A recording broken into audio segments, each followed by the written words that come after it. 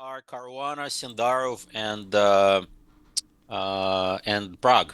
Oh, that was me too, man. That was Yeah, me. we Oh, all have the nice. same top three, but Jesse's like, I'm winning. It's like we all have the same. All right, folks, welcome back. We have Hi guys. our friend Grandmaster Eugene Perelstein joining the show. Thanks, Eugene, for joining. How are Yeah, you? absolutely. Doing good. Thanks. Excited to do some commentary.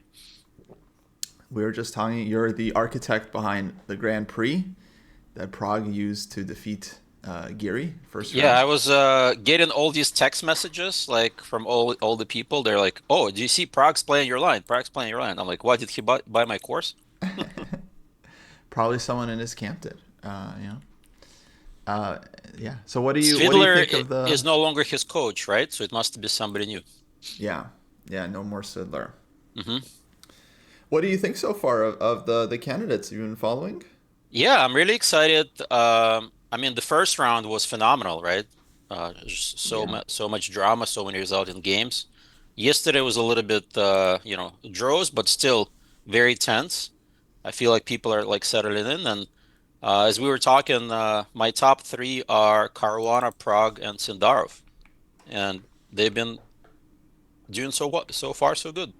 So on that topic, one of the things that me and Kostya did in our podcast that at the time seemed controversial, now it seems really borne out, is we Hmm. both gave Naka really only like a 10% chance of winning this tournament. And so do you feel the same way? Yeah, I felt when I did my Substack analysis. Uh-huh. I actually didn't think much of Naka's chances for several reasons. Number one, he hasn't played in the league tournament since Norway Chess, which is like ages ago, right? Last year. Number two, his blitz skills online are not as good as they used to be, right? So he Mm. actually is not winning as many of these online Title Tuesday tournaments. He's actually done poorly in those um, speed chess, like he lost to Lazovic, Firuza. Mhm. So he's kind of declining in his best chess, right, online. And on top of that, number three, he's a uh, newly minted dad, as we all know, right, Jesse? Right, It's right. not easy Yeah. to deal with the being a dad, especially the first couple months. Yeah. Well, actually, Eugene, one thing is we have a busted Kostya. He vibe coded a thing for our human eval there, Oh, but nice. I think you Yes. can we can we're just gonna tell him. We're gonna tell him what our evals are, and then he's gonna put it in. So, Kostya, right Sure. now, I'm gonna say this is an equal position, very dynamic position, but I'm going with equal right You're here. on 0-0. Yeah.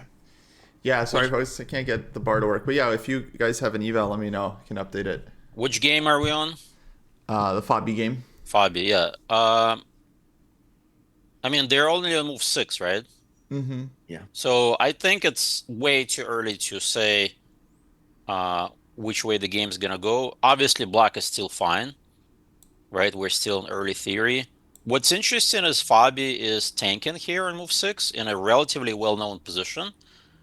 So not really sure. It's not like d5 is unknown what he is thinking here. Well, okay, so Eugene, I thought like he also tanked on Bishop G2.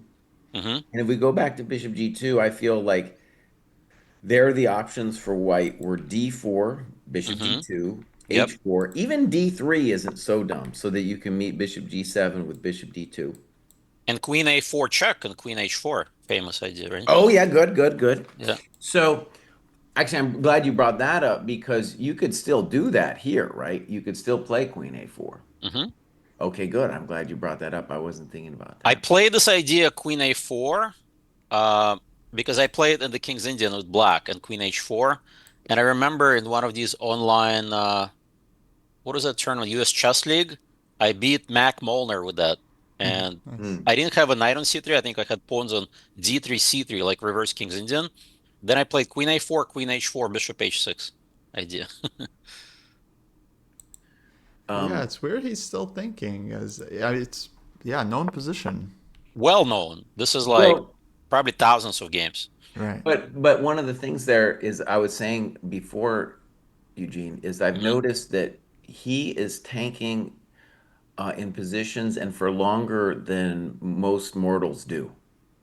right? Oh yeah, yeah. So this one is a good example. I feel like sometimes I feel like he's tanking because he's really trying to make it as concrete as possible in Mm-hmm. his calculations. Here, I think he's really trying to gauge what kind of game he wants, right? So, like H4, that's a man's move, right? I mean, that's a hell of a move to play H4. And typically the idea H4 is to play quick H5 and not castle, and then that you can do this Queen A4, Queen H4 as well. Right? Uh, Okay, yeah, so if black plays H5 themselves, then they weaken the G5 square. The exactly. knight can go to G5. So I think the more accurate way is to play H6. And the point if you play H5, then black meets it with G5. Sure, yeah. Um, Another kind of I just want to put it out there. That's not a good move. But even D3 here, which looks dumb because of knight takes C3, even that is kind of interesting with pawn take. If they take it, you play Yeah, yeah. D3. But I just want to say with that, if you were going to do D3, he would have done it last move. I just want Hmm. to, I would say it's still possible you could play D3. And of course, if you were going to play D4, you would have also done that last move. But I think you could probably still get away with D4 here too. It's a Yeah, I little bit think spicy. castle is the most common move for white, but Queen A4 or H4 are definitely worthwhile. Yeah, I mean, I think I've looked at this position a couple of times, and H4 is always like the trendiest, most ambitious line. It's like what, like, the stronger players are generally going for, either here or in the last move. Hmm. But okay, it's always very complicated. Like black goes like knight c6, you go h5, they go bishop f5, they just start like bringing everything out, and Hmm. it's can get messy. But one thing for me, what feel like I've seen about Fabi's time usage when he's in good form is that I think he generally plays pretty quickly, but then he'll tank at like key moments, like maybe 3 moments a game. He'll spend 15, 20 minutes to figure out like a very, very precise Well, direction. even against Naka, right? It seems like he got a very nice t edge on the clock in the round one, and then he tanked at some point. Like he was even He slightly was behind. up, yeah, out of the opening, and then he went like way below, Yeah. So these like three big moves. tanks is probably not overall good for the tournament for him. I'm a little bit worried about that because he is double guessing himself, right? And that could backfire. Well, I'm used to seeing him, let's say, spend like 20 minutes on a move, but then Right. he'll blitz out the next few moves quickly. Hmm. But then that game, he was like tanking and then tanking again and like just kept tanking. So he wasn't not quite finding the rhythm, I feel. And this just feels very early for a position, he's probably studied from both sides, to be honest. Yeah, because he used to be a Grunfeld player for Yeah, sure. exactly. Yeah, yeah. So I mean, must have looked at this kind of stuff at some One, point. I just want to say what gives me anxiety for white here is if I play normally, let's say castles, and I still need to find a plan at that point. So the natural castles, part of the anxiety is like, well, what do I do after, say, knight c6 or Hmm. castles? And if you don't have a clue there, then you're going to be like, well, maybe I should. That's when you start experimenting with queen a4 and h4. Hmm. Yeah, H4 is Either. a idea that I recommended with reverse color. Uh-huh. So against the English. So we have similar position, but black would play H5 when white plays early D4, CD knight D4. So here, kind of like white is a tempo up. Probably H4 has to be good, I'm guessing. And Yeah. this I would have thought, by the way, that there would be more games in the database with this. I'm looking at the database now. No engine, but the database. Hmm. And there's not that many games. I'm only seeing in the Masters database, Hmm. I'm only seeing 26 games with H4. Hmm. It's got a good winning percentage, but still, I would have expected more than that. Hmm. And what's the most common reply to H4, H6 or knight C6? Knight c6 and h4. And Hmm. you know what? I actually remember this now. Now that it hit me with the knight c6, I remember talking to Yermo years ago, and Hmm. there was some analysis that he had with knight c6, and that is the top move after h4. Hmm. That's actually a little So curious. they don't castle the key, right? The key is not to castle for black. Hmm. Oh, this is actually pretty dark. This is actually this is a good example of a kind of trap you could fall into because h4, knight c6, h5, apparently bishop f5 is a thing. Hmm. You know, I don't that wouldn't be my first intuition, bishop f5, but that's clearly a computer move that's been in the Yeah, very database. unusual square for the bishop in these structures. Mhm. Yeah, I think the idea is that if black doesn't go bishop f5, white can threaten h6, bishop f6, knight e4, and like winning the bishop. I Oh think yeah, because the that's bishop on f6 has no squares. yeah, I think that's kind of yeah, because I remember analyzing this and yeah, engine's like showing bishop f5 and not everyone's playing bishop f5 because it looks weird, but Hmm. clearly the ones that are prepared do. Hmm. Yeah. Yeah, so a line here would be, some games have gone h6, bishop f6, castles, Hmm. and Le Quang Liem has played this a bunch of times actually. Um, Black castles, and then, dude, knight h2. This is Ding has played this. Oh, interestingly, Ding has played this against Le Quang Liem, and Le Quang Liem has played it as Oh well. wow. Hmm. Now, again, knight h2, not the first thing to cross a chump's mind, if you know what I'm saying. Not the first thing to cross your mind. Like Kwang Liam, another St. Louis guy. Um, but yeah, this is high level stuff. So yeah, I really wonder what's going on through Fabi's mind. I think he must be choosing a direction because he probably has like several lines prepped and he's really trying to remember hard, but he's spending so much time. It's as if he's like Well, just one completely thing out of that book. I don't know if he remembers that there's no increment until move 41, right? Yeah, Oh, So he remembers. He you don't really want to remembers. get into a huge time pressure situation. he No, better I remember. mean, I can already remember. So round one, me and Hmm. Costa are following this move, Bishop B2. He spent just, it's like it's the most natural move in the world. He took forever on it. Yesterday, he had this position where there were two big tanks Hmm. against a niche. And ultimately, he played good chess after the tanks. A lot of times I mean, one of the reasons we say don't tank forever is usually when you tank forever, you don't create a good move, right? You end up playing something kind of dumb. Whereas if your hand just played the move here, you'd probably, you're going to be fine. Hmm. Oh, let me actually look at the online broadcast of Fabi thinking because they have a camera on him. Yeah, yeah, yeah, yeah. Now, the drama of that, I do like to watch it too, but the drama of that, unfortunately, is they're Oh, putting the the eval. eval bar on it. Oh no. Yeah, unfortunately they. Hmm. Yeah, he's just sitting there relaxing. He's not stressed out. Yeah, it's still kind of early. I mean, it's not like the eval is gonna spoil much for us here, but But yeah, I okay, wonder here's what the he's thing doing. that we want to talk about with knight f3 and time pressure. So, knight f3 will often create openings where both players are on their own earlier. And I don't know to what extent they're on their own, but clearly he didn't have a plan about what he was going to do when he got here today. And because of that, it creates a time pressure situation that's much more intense. And then the first round with Naka and Fabi is a good example of that, right? They were on their own pretty early, both of them, even though Naka actually had seen that weird D4 B4 thing. Um, Yeah, I was shocked that he was ready for it. yeah, yeah, I was shocked too.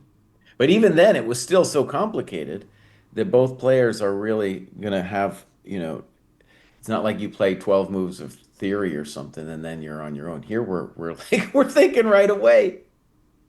Do you guys want to do a quick walk over what's going on other boards? We can, yeah.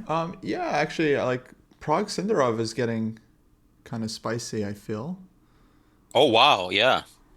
because this line was like this was a very theoretical line a few years ago. Actually, it was Fabi who was playing this stuff against Magnus, right? Like this rookie eight. I forget which move order, but Right, right. this is kind of like this Like sharp. a 2018 World Championship, right? Yeah, yeah, Reminiscent. yeah.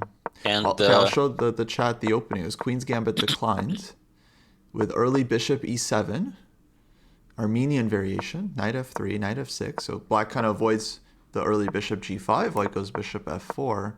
Hmm. And then e3 c5 is all very very typical stuff. a3, queen c2, and then rook e8. Okay, so the normal move there is queen a5, I think, Hmm. by far. Right.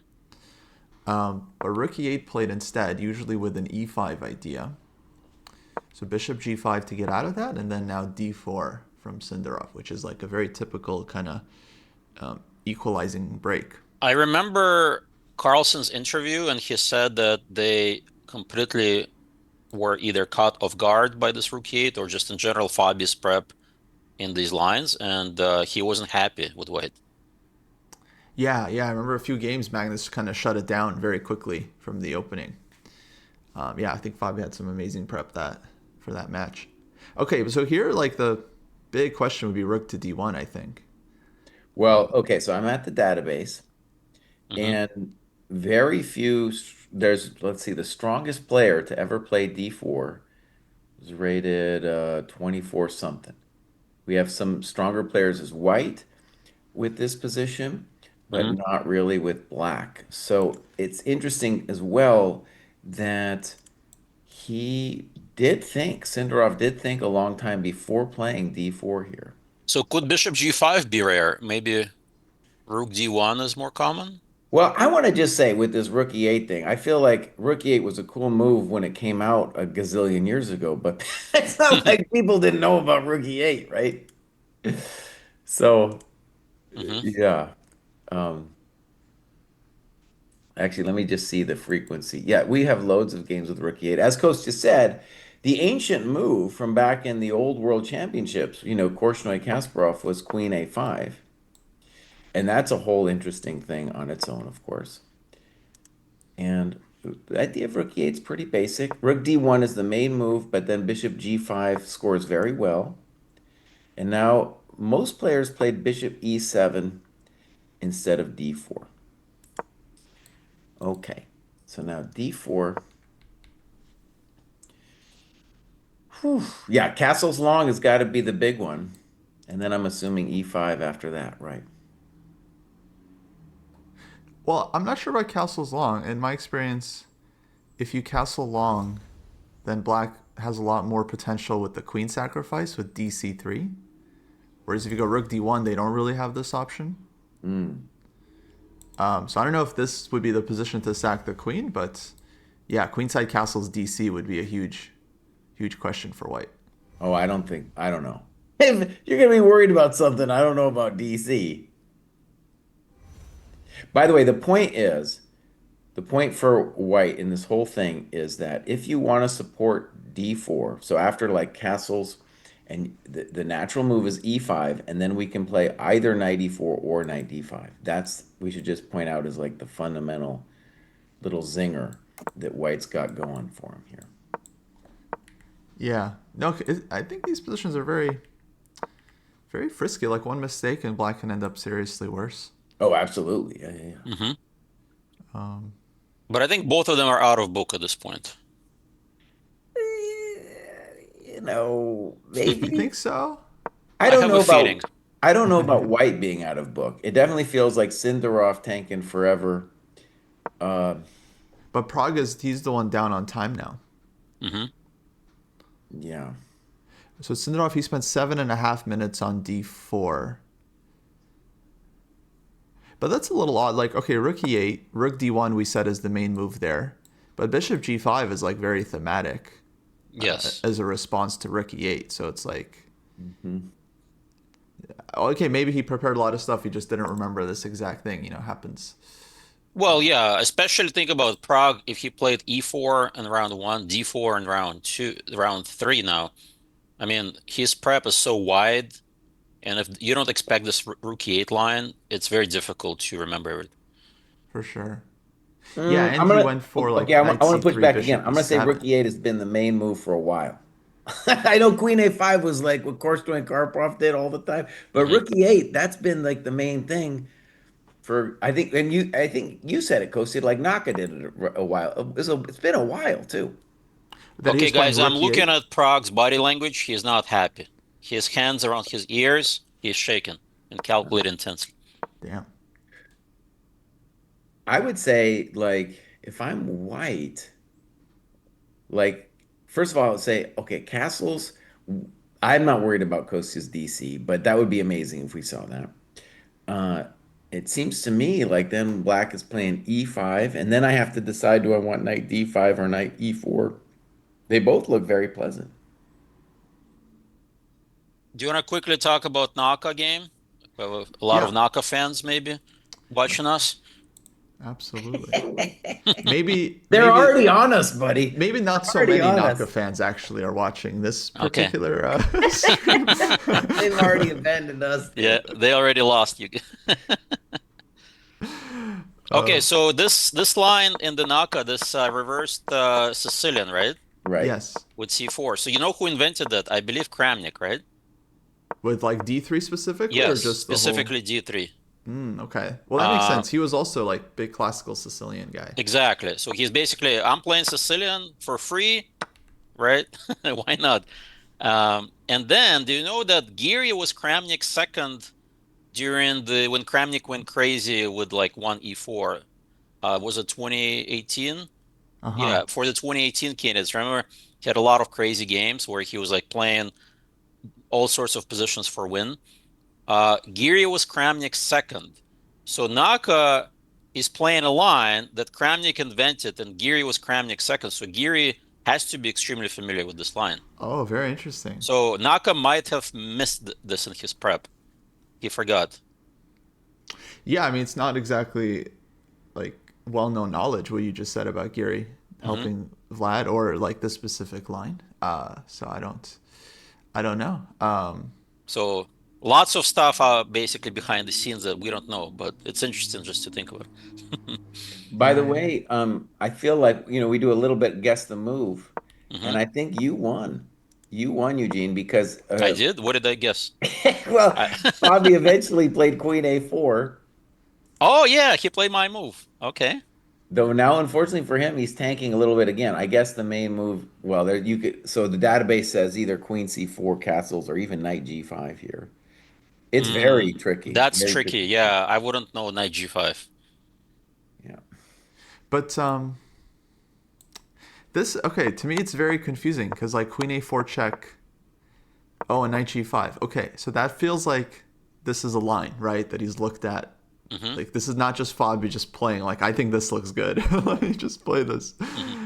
So, Oh my God, it's on the board. I didn't realize it was on the board. I was just mentioning that as Yeah, an. yeah, yeah, he just yeah, played he it. just played it so pretty quickly, too. Hmm. Um Does that mean that he has finally remembered his line?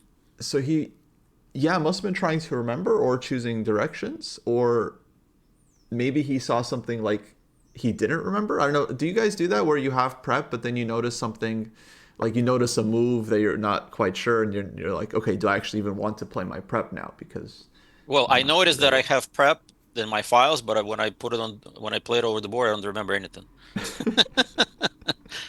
Uh, All right, but let's talk about this for a second. knight So b6. he Hmm. played Knight B6. Hmm. Yep.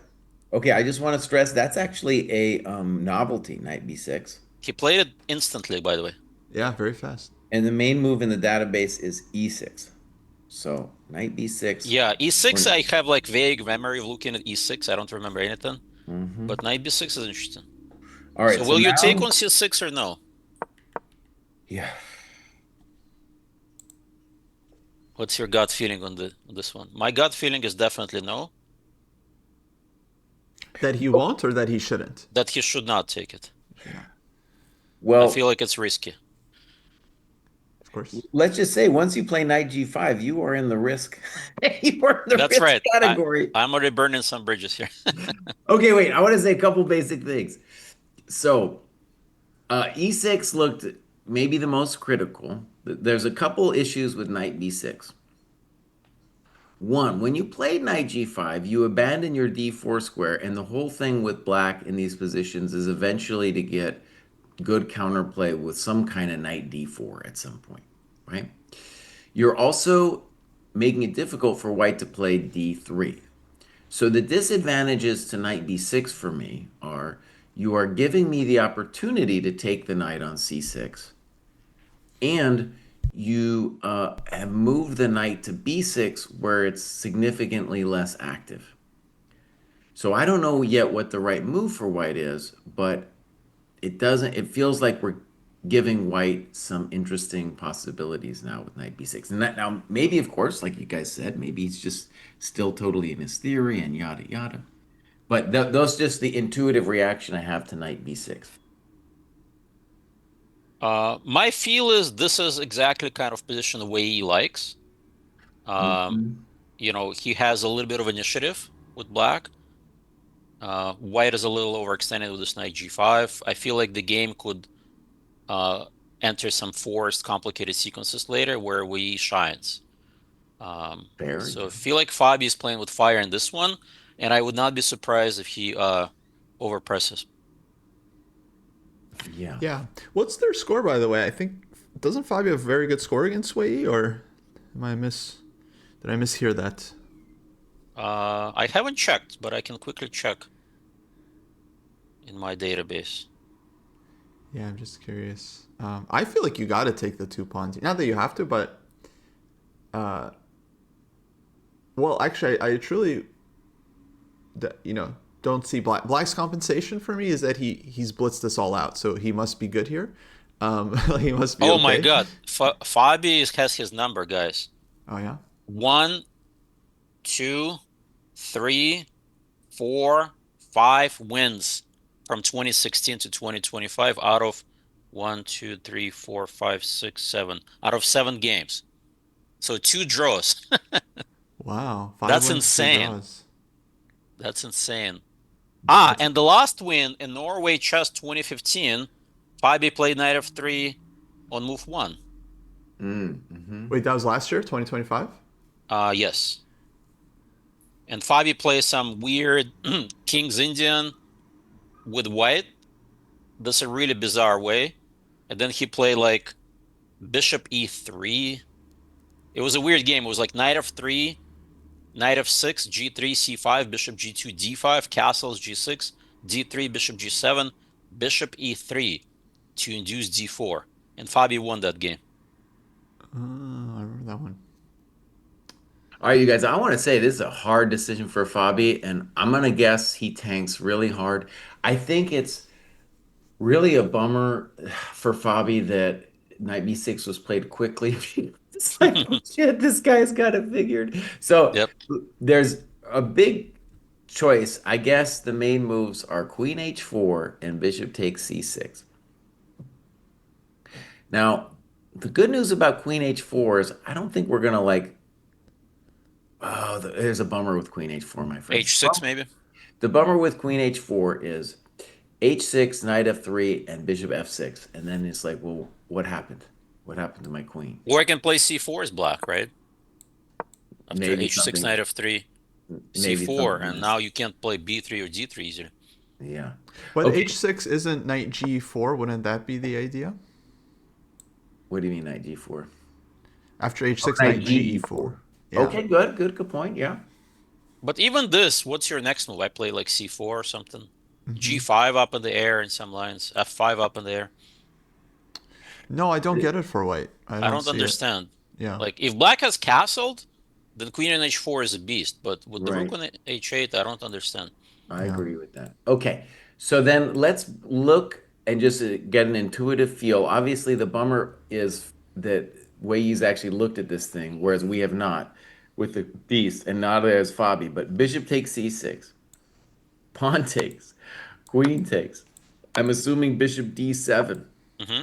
queen c5. And then we got two pawns, but there's all kinds of crud that might happen to us. It's not Yes. clear what the crud is. The But main, that's the thing, though. It's not like a thematic compensation. It's not like a Banco Gambit and we're castled queenside and it's like very obvious. Here, it's like White has okay. The light square is a little bit weak, but other than that, like no real weaknesses, right? In terms of the pawns, two pawns up, and it's not even like they're that behind in development.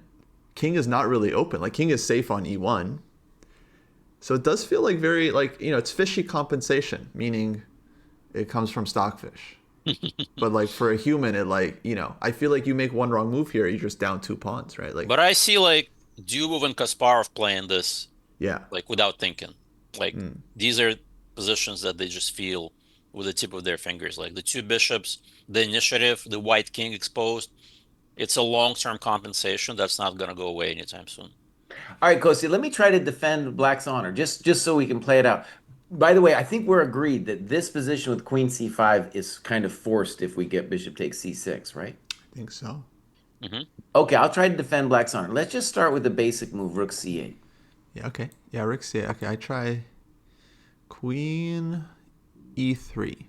Okay. Knight C4 is coming though. Yeah, but like where to? I guess I could have maybe tried Queen A5. Okay, Yeah, I go Queen Queen A5 A5. means more sense. At least you can trade queens if not. Yeah, just be more annoying. Okay, I was thinking H6. Okay, Maybe let's maybe I got something better, but that's my first thought. say here. So knight E4, we kind of run low on squares. So maybe I'll go knight F3. And I was thinking, could I just play Bishop H3 and just say, hey, I got compensation?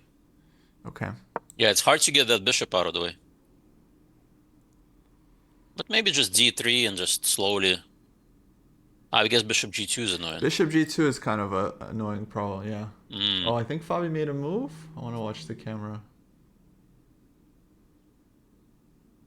He took. He took, Wow. baby. He's Wow. a man today. He is a man. Well, you're right, Jesse. Once he played knight G5, you can't go back. But yeah, it feels like you kind of have to. I mean, there's just like nothing at Uh, all with Queen H4, and then like Queen back doesn't make sense. It's You crazy. just He doesn't have to show any take. emotion at all. He just took it like what's the big deal? Wow. Yeah. I would be scared as white. all right, everybody, do not tell us the eval. Do not. Do not tell us because this is like this one's a really hard one to try to assess with the human eye here. I mean, I definitely say compensation. I haven't checked with the engine these positions, but my feel is it has to be at least enough for quality for black. Mm-hmm. Now, I'll say this, if I'm white and the worst thing I see is that Bishop H3, then I think I do it just because I don't know what else to do. Okay? Yeah. But the fear is when you get into this is like, oh shit, maybe he's got something even better. Maybe he's got something even better than that Bishop H3 chump plan. Bishop D7. We're GMs today because we said this Queen C5 thing was forced. You know what? I fixed the problem with the FIDE showing the eval bar. How Okay. did you fix it? Well, I put a window over the right side of the video so that I can only see Fabi and his Oh, yeah, body yeah, you language. hide Because it. that's all I really. Because Wei Yi shows nothing. Like Fabi doesn't show much. Wei Yi Right. shows nothing, right? So I Yeah. don't need to see Wei Yi. I know what he looks like right now. That's a Fabi good though, point. I can watch his board, and the eval Mhm. bar is on the right side, so could just watch his body language. In the meantime, so for the eval, Eugene, Mhm. you want to say 0-0? At least compensation. 0-0 is the computer eval, but I would say humanly compensation. Yeah, All right, that's how I would see it. I'm gonna say plus point two. I'm gonna go plus point two. Okay. So I'm at like point. Actually, I'm at point 4 myself, but Okay. for me, it's like whether it's point 4 or point 6. I mean, the human eval, I agree. I 100% agree with Eugene. It's just like long-term compensation. It's practically very annoying for white, but black also has to be careful. I think so. It's not like it's just so easy for him. Well, and also let's just say from a practical standpoint, it'd be much rather be black here. Of You got course. I mean, all 35 of minutes black's pieces up. are developed, natural squares. White's rooks are not in the game. The bishop on C1 is dead. The king has no clear future. And like Fabi doesn't know if there's an accident be like maybe Bishop H3 is the best plan for black, but maybe there's some other nasty thing. He has no idea. Okay, he bishop D7 is on the board. Yeah. And By he's the way, thinking guys, maybe. I'm gonna in a minute jump off and then I'll join you in an hour and a half. Okay, that's fine. Yeah, Yeah. yeah, yeah. No I worries. think the games will still be going. Yes. By the way, I wanted to just say we were on this thing of body language. Eugene is a body language expert.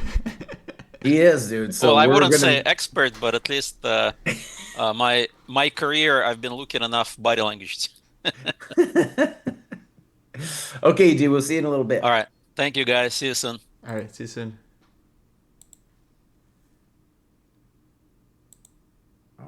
Yeah, this is bad news for Fabi that he's tanking on Queen C5. Oh man. Well, I don't know if he's. I mean, he's spending a little bit of time, but I think that's okay to spend just a moment here. Make sure like because he's already up one pawn, so maybe he does go back Queen F3 or something, Mm. and Yeah. Mm. I think there's something to be said. When you're facing this computer prep, it's like 100% Wei has looked at taking both pawns with Queen takes C5, but maybe he hasn't checked Queen F3, as deeply or as carefully as when he's two pawns down. So there's some kind of element, I think, of looking for your options at least. I just want to say I really believe in Black's position if you don't take the pawn though, because uh Black castles, Bishop C6 is going to show up soon. The knight on G5 doesn't have any great squares, you know. Yeah, no, I agree. I also like Eugene's C4 idea, like if Queen F3 C4. That's also a thought, yeah. Yeah, and then it's like you just can never develop healthfully. So Queen yeah, he C5, takes. all in, yeah. He Beautiful. takes. All right, my friends, this is officially the game of the day. You can talk to us about other games. It's just the game of the day. I mean, we'll But keep an eye on it. I'll keep an eye on it. yeah. Something dramatic happens, we'll mention it, or chat will mention it, and then we'll mention it also. This reminds So, me of that game where Fabi stacked two pawns against Ding Liren a couple of years ago. well, I was just going to say that, like, this is the kind of thing that Fabi generally does to other people.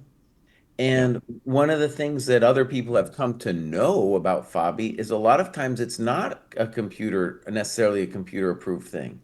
Like right. the computer might have some line that crushes it, but Fabi's bet is like, no, they're not going to find that, you know? Yeah, no, Fabi likes to bluff. He likes to bluff. I mean, he'll not so much in classical, but sometimes. I mean, he'll play lines where it's like black is a little bit better according to the engine, but it's weird and it's unclear, and he likes white's chances, and he'll play it even though like the engine likes black. Even it's like he, yeah, I think he. I don't know where it comes from. I feel like his old coach Rustam Kazimzanov was really good at like Mm. finding these kinds of ideas and positions that are according to the engine, nothing special, but then very unpleasant for the human side. But yeah, now Wei's, of course, giving him a taste of his own medicine here. So, Lalo, what position was in Shanklin's course? I think after Bishop H3, maybe. Is that true? Oh, really interesting. Can we get Shanklin? Can we get Shanklin on the show? Need Sam on to. Wow. Okay. So one of the things I want to give myself props for is that was the best I could find uh Yeah. for black. So let's put that on the screen and let me defend. Well, I don't know. You can defend, but let's put in Rook C8, Queen A5, H6, Knight F3, Bishop H3. And I just want to ask, so without revealing too much, is that the Shanklin course like where he recommends C4, Knight F3 from White's point of view, or is that one of his anti D4? I just want to know, is he writing the course from Black side or from White side? Because I know he has a Knight F3 and C4 course, so I wonder if it's from that. Neo Catalan. Okay, so it's from the White side. Okay. Amazing. Okay. So that means that Shanky maybe shares my opinion on this position, which is that maybe the computer thinks it's equal, but practically he doesn't think black is enough.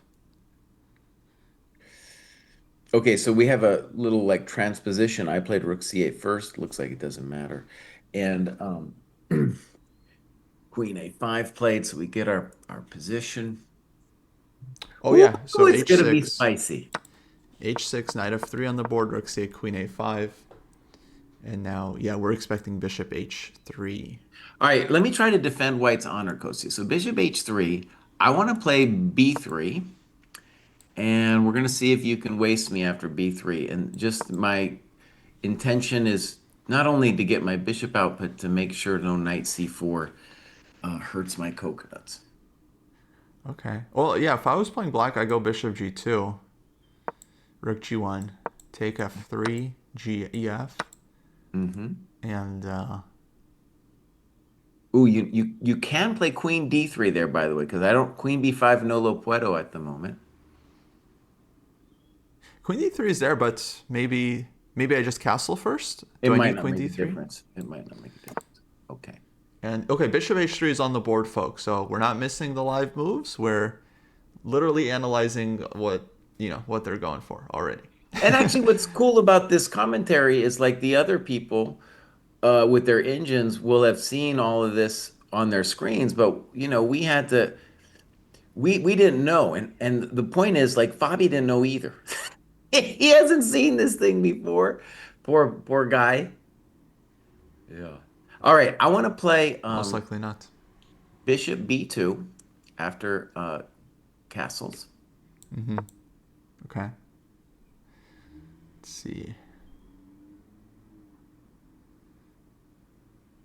This looks very dangerous, man. Holy moly. It does. It does.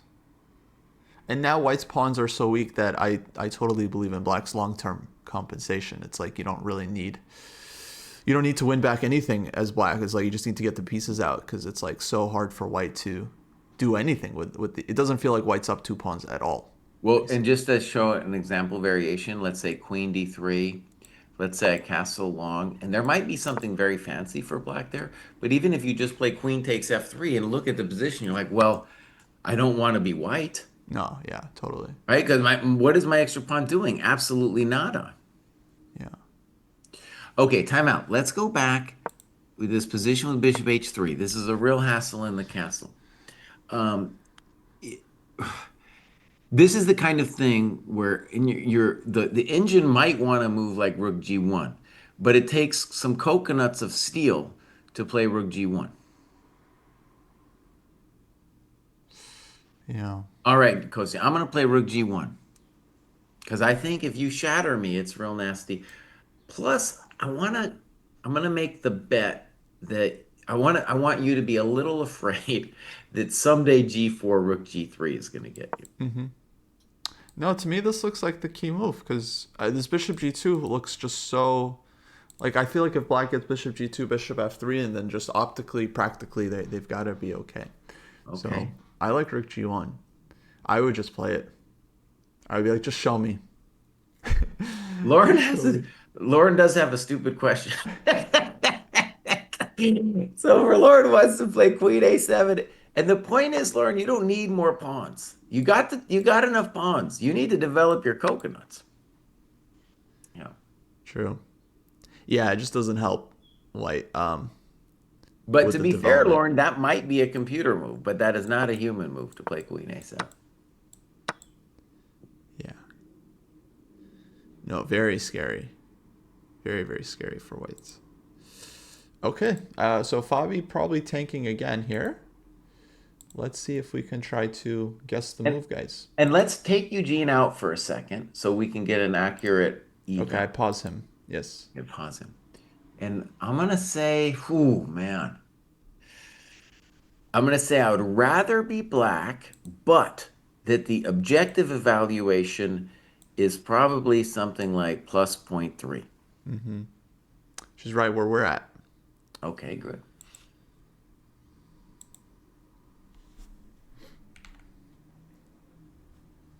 And you have, what do you got? I have it at point 0.4. Okay, well, then it should show 0.35, right? If we have both of those up there. Um, oh, wait, you said point 0.3? Zero point 0.3, yeah. Oh, yeah, 0.35.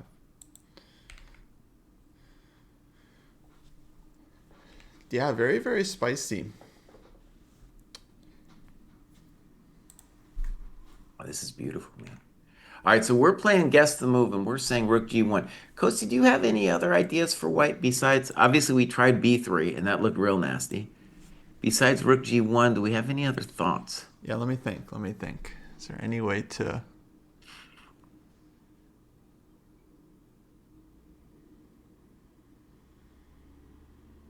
I have one thought, which was Queen B5 check. I don't think he played it though, but Queen Okay, B5 check would be a question. Queen B5 check is maybe a Like thing. to try to bail out, right? Bishop D7, Queen A5, like as an option. Mm.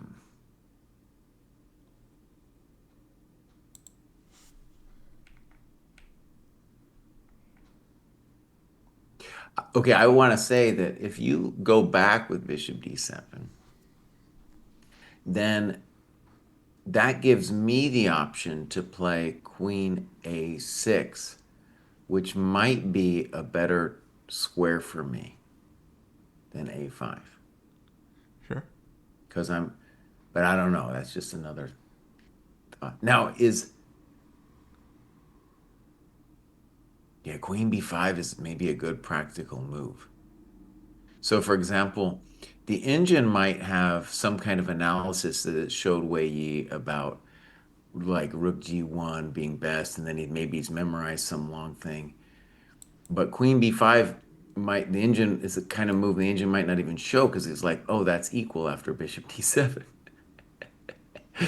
But first of all, if bishop d7 is the best move, then you want to, even if you want to win, you repeat once because that's the old Russian truth. You always repeat if you can.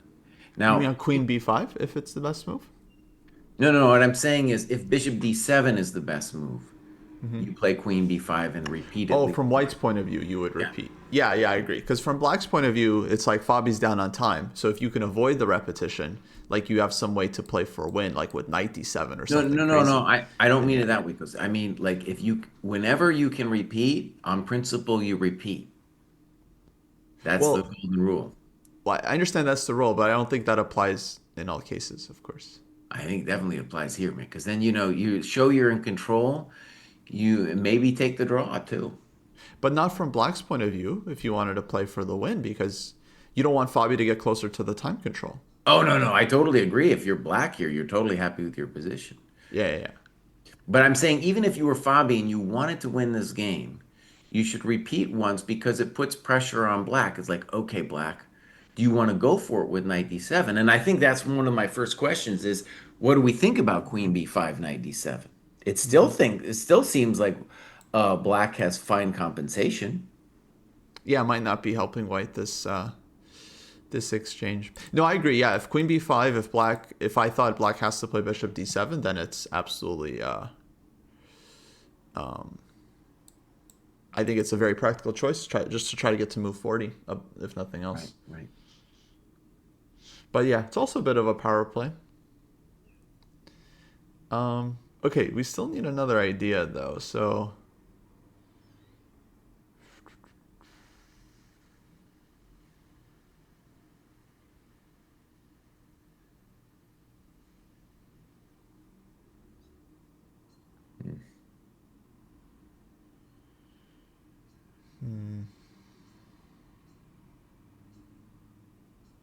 Oh, oh. So one thing we should mention, I don't know if this helps us too much. Maybe it doesn't actually. I was going to say that we could consider. Oh, here's a really weird move, Kostya. We could consider playing d4 here. And the intention would be that on bishop g2, then we play queen b5 check.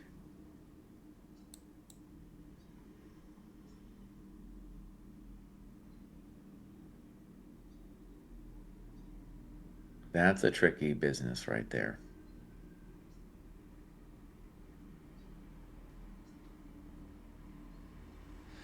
I don't know.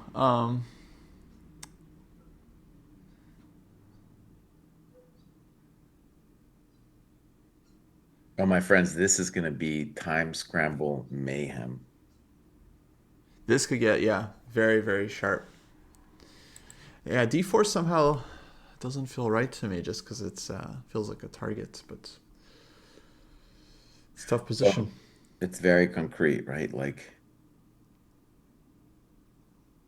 mm, I mean, okay, let's say the main move on d4 that I don't know is black just castles and says, what? Then what do I got going on, right? Yeah, Yeah. exactly. D4 castles. All right, Favi, I'm leaning towards. Okay, okay. So let's think about queen b5, knight d7. So what do you do then, Kostya, for white? Yeah, because actually I just noticed if queen b5, bishop d7, you can go queen d3. And then what does black do there? Okay, good point. Yeah. So yeah, if we're allowed to castle, we're probably a lot safer. So maybe knight d7 is key. Now, I want to say the obvious. After you play queen b5, you're no longer in a position to play d3 or b3 because of rook takes c3. So queen b5, knight d7, you either have to go back to rook g1 or play the weird d4 move. Or queen d3 again. So I cover Okay, good, f3 good, good, and good point. Yeah. Though later there, you're going to get whacked with a knight c5, right? So then he could play like castles, move his queen, and then knight c5. Yeah. right. But okay, we get some time.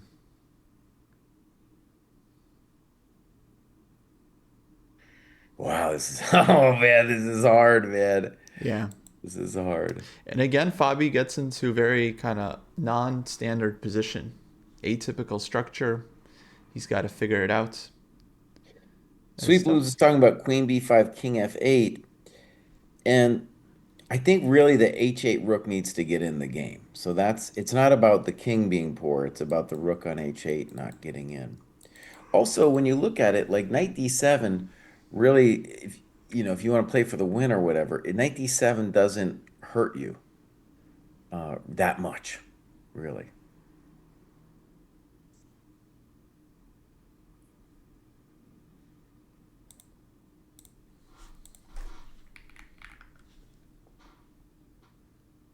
Oh, Fabi's going deep, man. Ooh.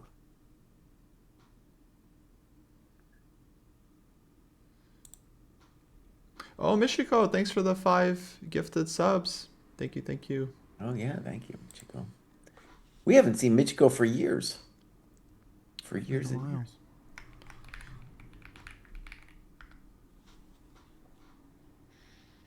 Now we have a candidates code, guys. I just pinned it in the chat. You can use code candidates if you want to join the dojo, join the training program, the new live classes. We got different tiers. You can get 20% off the full year with the code candidates, or off your first month. If you want to get a training program, a structured training plan, access to community support on your chess improvement journey, accountability tools, it's all there at chessdojo.club. So Nikki asks, "What's the plan for Fabi?" And I'll tell you, broadly speaking, it's to get your guys out. That's the main plan. To get out without getting wrecked. And basically, we've been seeing white getting wrecked on b3, d3. Rook g1's interesting. Queen b5 seems to be our main question to black. My sense is too is that he is looking at queen b5, but he's wondering, can black play knight d7 and just claim to have an amazing game, and say that like my queen's misplaced there. Right. I would hate this position as white personally. Like it's so annoying. I just want to get my pieces out and put some pressure and attack. And Well, let me defend white's honor, Kostya. I'll play queen b5. yeah.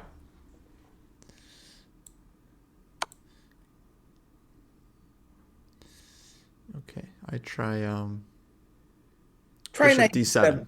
Just try knight d7 first anyway, because Sure. otherwise, that's the only fear that Fabi has is knight Mm-hmm. d7. Yeah. Okay. Now,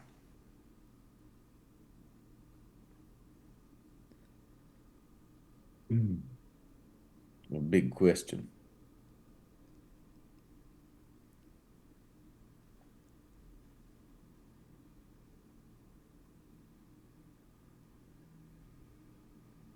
All right, Kostya. I'm gonna do it. I'm gonna play d4. Maybe sad, but I did it.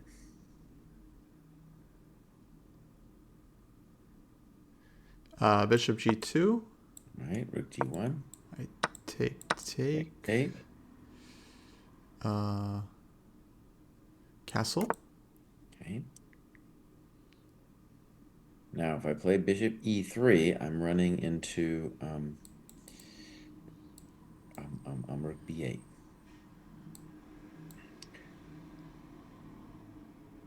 So I'm gonna play queen e2.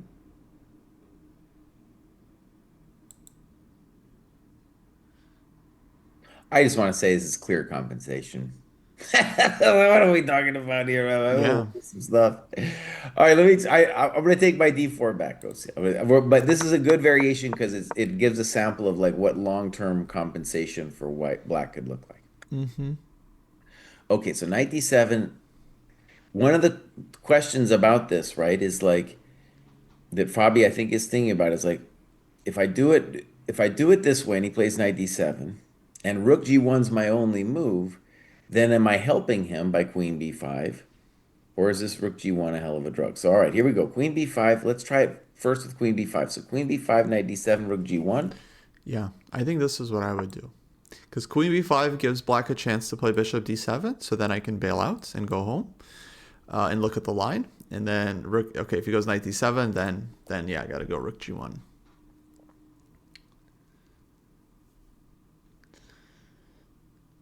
Okay, now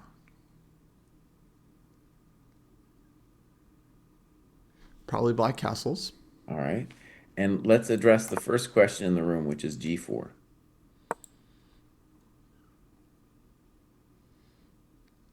Yeah, so g4 maybe.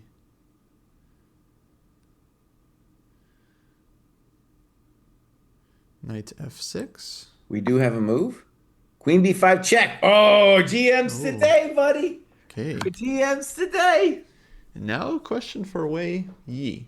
Yeah. Let's continue our variation though, because we know that bishop d7 is the weenie move for bishop for Wei Yi, and knight d7 is the champion's move. Right. Okay, so rook g1, castle g4. I was gonna go knight f6 there. Okay, my question and my intention was to play g5 like a maniac. g5. By the way, I have a piece of wisdom. My piece of wisdom is when you're in these situations where you've stolen a bunch of junk and you're just sitting back, it's better to not move any of your coconuts. This is what an IM told me years and years ago. And it was kind of mind blowing because think about it. The second you move any of your coconuts, you're creating weaknesses. But if you're just looking at the position as is, there's no easy way for black to break through. Yeah. It's tough to not push anything though. Of course. Now, one cool thing about this g5 move, Kosi, is if you go bishop d7, I can play gf6, bishop b5, fg7, king g7, knight b5, and then claim I'm winning. Wait, what was the line? So if bishop d7 here first, Ah, I take on f6, intermezzo. yeah. And knight b5. So that means I think that you got to take my coconut on g5.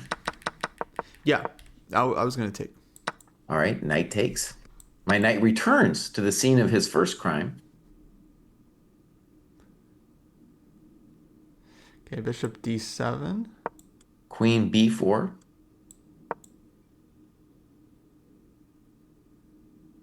Well, this is kind of fun for white. It's not just black who's having all the fun now. Kind of. Maybe queen c7. Queen h4. Queen h4.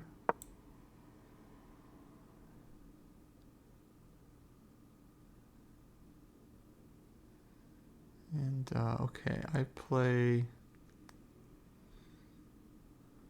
Be a good move. Let's While just he's say thinking, go bishop ahead. f5. All right. While Coach is thinking, I want to say if I could get this for white, compared to what I had before, I really want this At one. least, yeah, you have your own ideas too. Probably d3.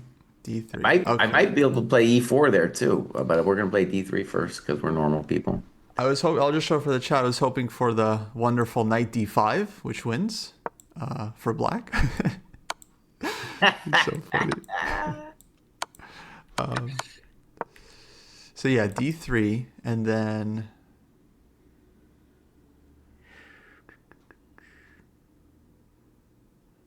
I'm not dead.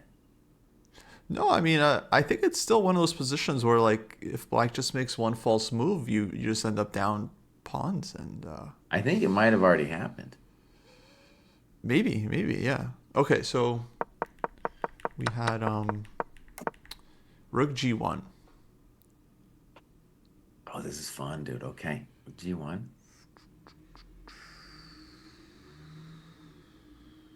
Now you can always throw a move like rook c5 in. I don't know how much it helps you, but you can throw that thing in. Yeah. Thinking about rook b8 too. Knight d7 played. Dang. Oh man. 3 minutes. Oh man. Wei Yi. He's going for it, buddy. Okay, I want Fabi to play Rook G1 soon. I want him to do it soon. Oh man. All right, let's do it again. I believe in white, by the way. So far, I have not seen blacks play. So Rook G1. But once you play rook g1, it's just like that's it. You're committed to a dogfight. I was already committed. The second I played that Knight G5 weird shit, I'm all in. Yeah, but now it's like that's really bad. Now you're definitely not castling, and But I don't think once Bishop H3 shows up, Kostya, I'm not castling anymore. I'm just not. I mean there was hopes of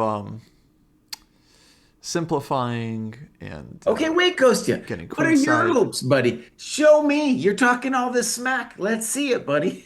What do you want to do after Rook G1? Okay. Um, Maybe no, I'm just saying, H5. yeah, position gets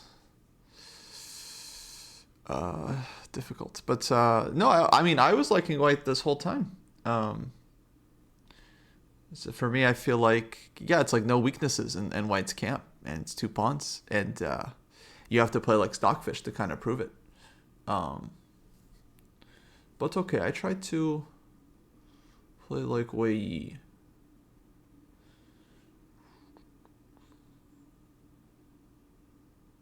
I want to stress what I said earlier is that he can't get me until I move the coconuts. Like F2, E2, D2, B2. Until I move one of those guys, he doesn't have a clear target. So me not moving my coconuts out is the wise thing to do. I had a very similar situation, a game against Yermo 2005 in Berkeley. Holy moly. Remarkably similar. Hold on, Kraai. Go find that game. That game, buddy. Wow.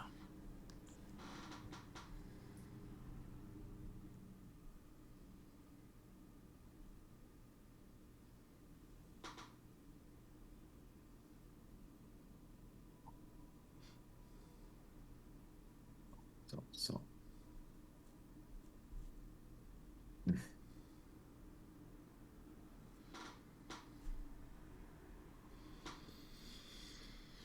Okay, while I was looking that up, guys, who are we rooting for? Are we still pulling for Fabi, or we got some Wei Yi fans?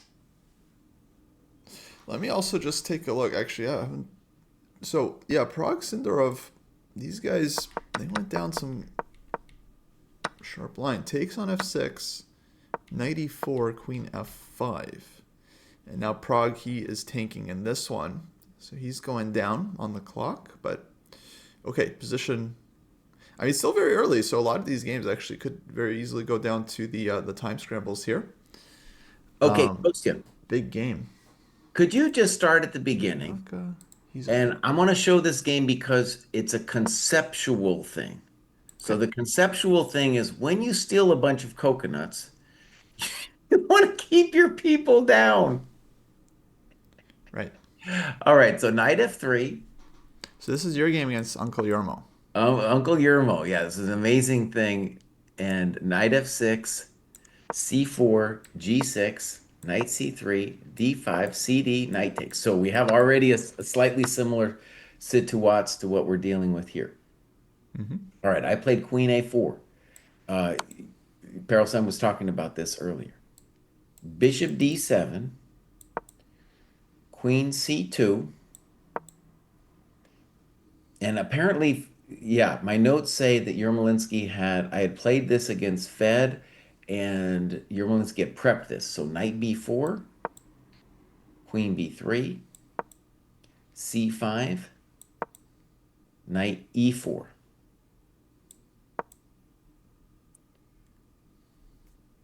All right, queen a5. Okay, so now we hit this really bizarre moment. I played knight fg5. All right. He Mhm. plays knight 8c6. Queen takes f7. There's a bunch of analysis here, but we're just going to go through the main Wow. moves. Queen c4, knight e5, queen c3, bishop g7, knight takes c5, king e8, d4, knight c2 check, king d1, queen takes, pawn takes, knight a1, d e5. Holy shit! Yeah. Interesting game. Well, we'll just finish it up. By the way, the analysis really, actually, when you just imagine this position before the queens come off, it's exactly that situation where we have in the game where the coconuts, it's only when white moves the coconuts that there's questions. Right. Rook d8, bishop d2, bishop e5, king c1, rook f8. Knight D3. It was amazing too. I remember the postmortem, and Jan Elvis was like infuriated that they couldn't find a win for black. He was really pissed. He was like, "You can't play chess this way." Bishop H8, King V2, and now I'm winning. Holy crap. What a, yeah, total madness. So Yeah. Similar. it had the Queen A4, it had the Knight FG5, and it had basically this thing, right, where black blows it all up, but still not super easy to find what to do. Rook G1 played. You know who's GMs today? We, my friend, are GMs today. G1. Found it. Oh boy. Oh boy. Okay. Now we'll see how deep the prep runs for Wei Yi. It's 97. Probably he still knew this. Or he said to himself, you know what? This is my opportunity with this time advantage, and Wow. Bishop D7 isn't it? Swinging for the fences. All right, Kostya, I'm going to boldly say point 0.4 for white, just because I feel like it's really cool that we have actually Lauren, I believe, was asking, or somebody was asking, what's the plan for white? And now what we have is we have a plan for white, which is I am going to activate my rook on g1 with g4. I'm going to threaten rook g3. And if we do Kostya's line with knight f6, I'm going to play g5 and have a little bit of play. And then the cool thing conceptually about it is to say, look, buddy, I am not going to move my coconuts until I am good and ready. Because until I move my coconuts, you can't actually deliver the goods. Dang, he just castle too. He He's doesn't care. playing this very fast still. But on the other hand, what were you supposed to do? I Well, didn't really see another move. there was Bishop G4. I think was interesting. If you were worried about G4. Okay, fair, fair. I also think just from a general point of view, like if he was out of book, he would spend 20 minutes on this position because it's like it's just I so feel it's messy. more conceptual for black, but I think now now with G4 it becomes very concrete. Well, a little bit concrete. A little concrete after G4. Yeah. It is so nice that white gets to create a threat after G4. So nice.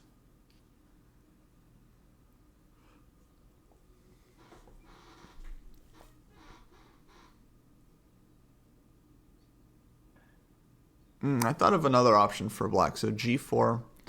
I did too, yeah. Maybe we go H5. Holy crap, that wasn't my option. Okay, H5? So it Really? takes rook C5. Oh, okay, that's clever. That might be super clever.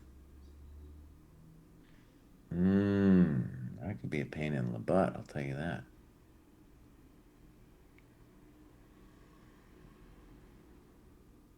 Huh.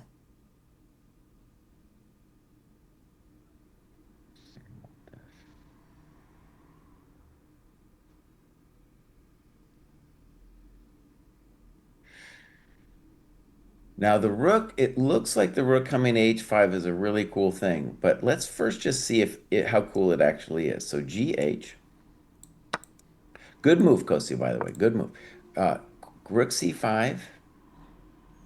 Let me Yeah. try Queen a4, Okay, rook H5. h5. d4 is my intention. Lauren was asking why not Queen A7. He loves Uh, Queen no, a7. I'm just kidding. I'm just kidding. Okay, so with d4, my claim is that your rook is more offsides than anything, even though he looks so amazing over there.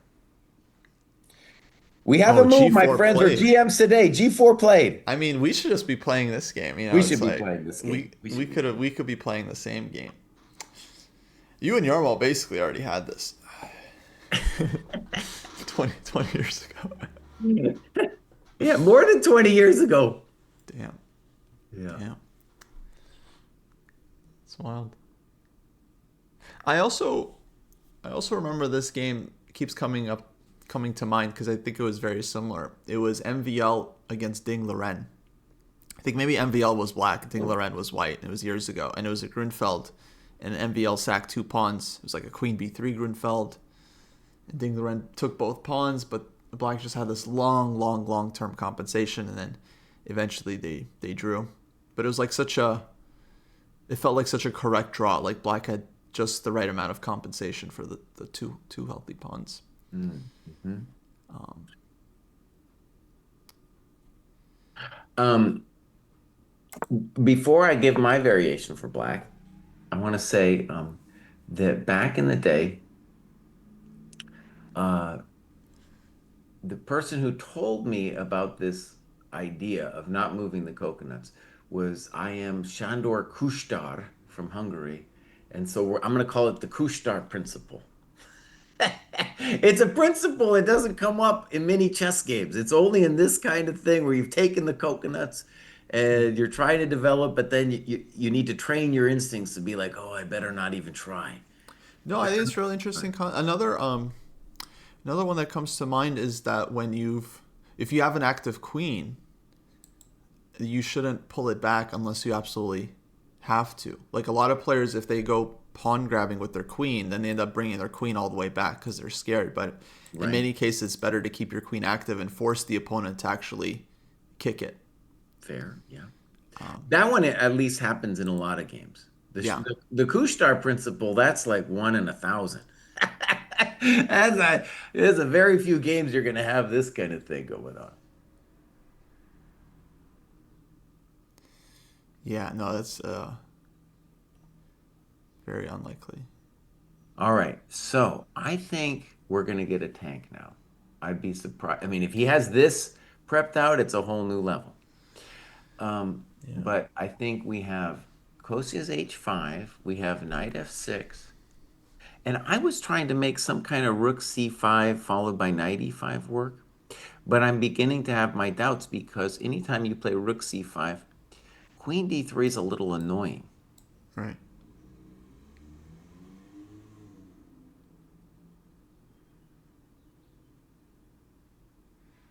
Yeah, there's F5 as well, but F5 I don't like about f5 for black is that then black gets a bunch of weaknesses too. Yeah, no, no. It's my rook is a player.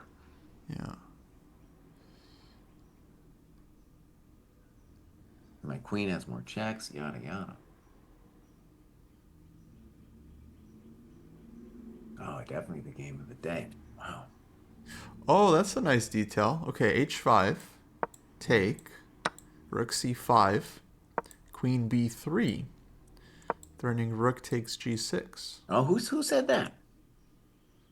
Brainzing from the YouTube chat. Brainzing. But wait a sec. Queen b3. It's looks great. But what about bishop e6? Ah, we still have bishop e6 tempo. Yes, and then black is taking on h5. Probably happy. By the way, though, in our variation, Kostya, even though I want to say the first time my reaction was the first time you told me about rook c5, h5, I was like, oh, bummer for white. But then the more I got into it, I was like, wait a second, the h rook, he's not actually doing all that much. And Mm-hmm. honestly, I think he has more juice where he is. Because in that line, I was just going to play like d4 and either bishop g5 or bishop f4, and I thought I was going to be fine.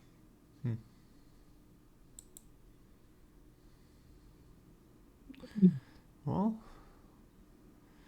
rook g3 is a big problem, so black Yeah. has to find something.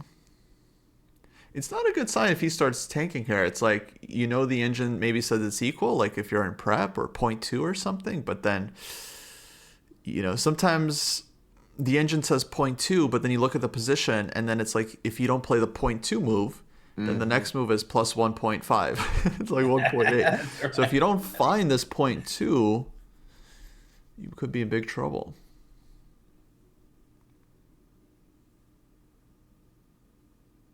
Another thing that's tricky is like sometimes when you're following computer analysis, like you get some messy position as black. Let's say you're prepping it out and you're just like, well, this is a beautiful mess for me. And it's kind of hard to calculate with the computer because the computer's not going to do human moves. And you don't want to go too deep because there's other positions to look at, right? So you just be like, okay, this is a great position. Then in the game, you get there and Queen B5 is played, and you're like, well, Knight D7 is clearly the fighting move. And so you do it kind of by process of elimination because you're like, well, Bishop D7 isn't it. Mm-hmm. Then we get this mess, and all of a sudden, I don't know. Well, black really has to prove something now. Yeah.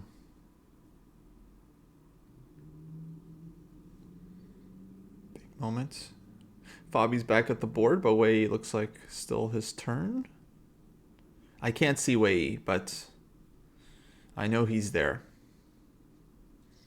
Looking.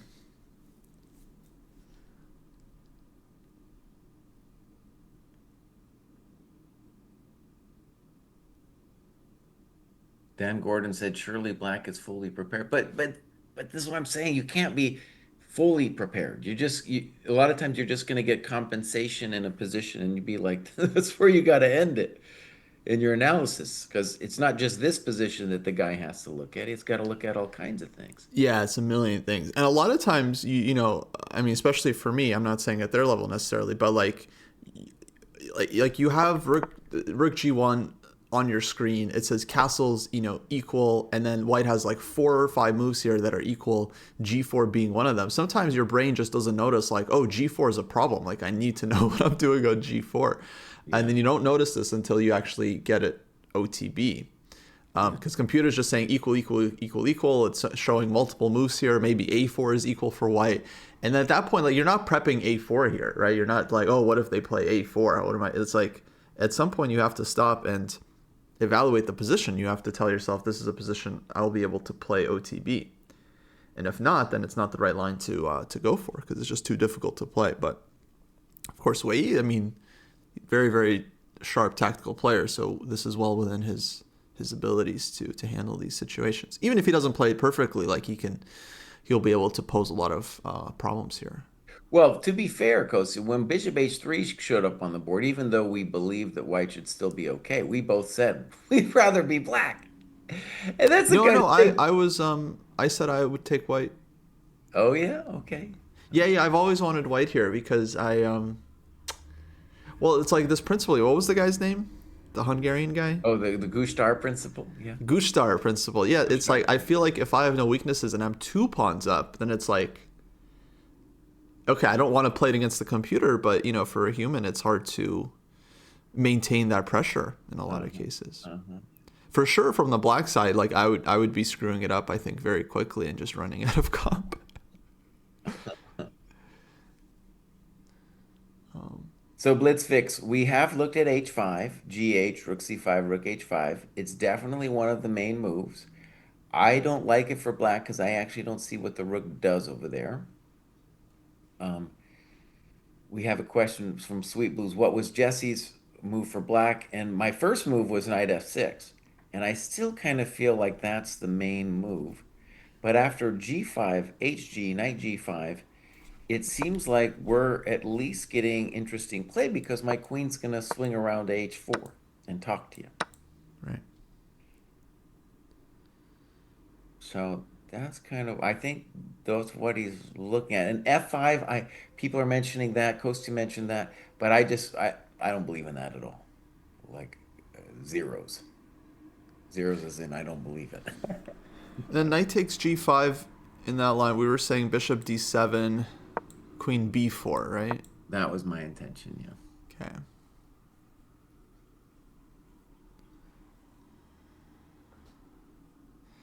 Yeah, what's happening here?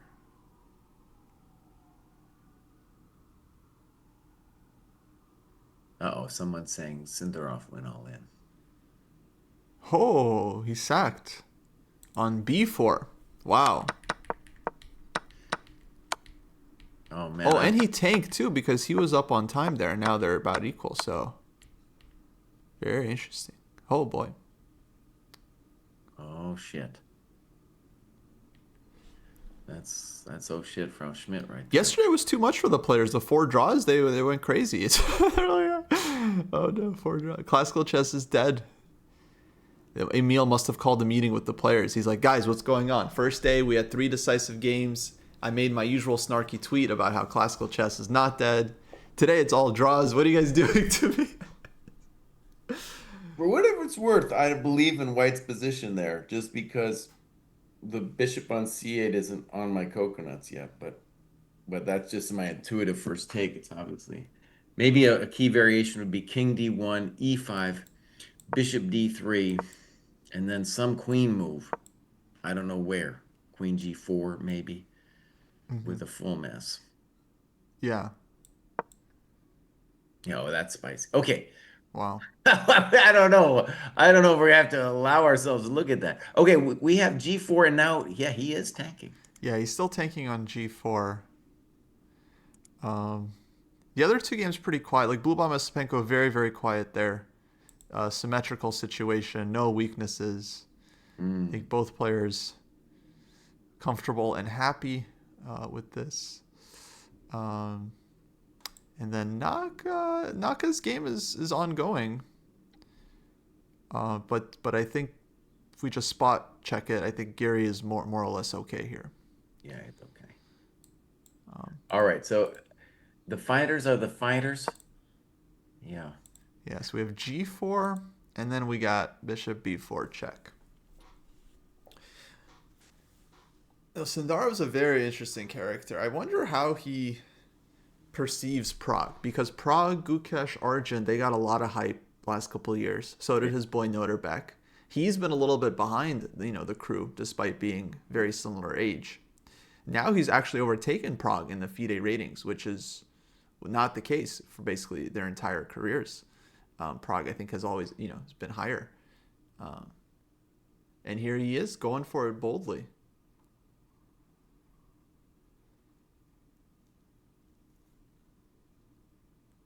The other thing, I guess it's a little bit unfair, is somebody in the chat said that this Bishop H3 thing was covered in Shanklin's course, which it's unfair, right? It's kind of like me getting computer analysis because now I know he's not lost. Right now I know he's not lost for sure. Yeah. Yeah. Um, Amazing that, these computer moves happen first. We've had a couple that happen first in a chessable course because, a chessable course is often computer derived, and then in some top game. Right. Though it's Fabi clearly didn't know, and he's playing great chess, man. Great chess. All right, Kostya, I'm gonna get myself a coffee because I deserve it, bud. And I'll be Yeah, right. sounds good. Oh.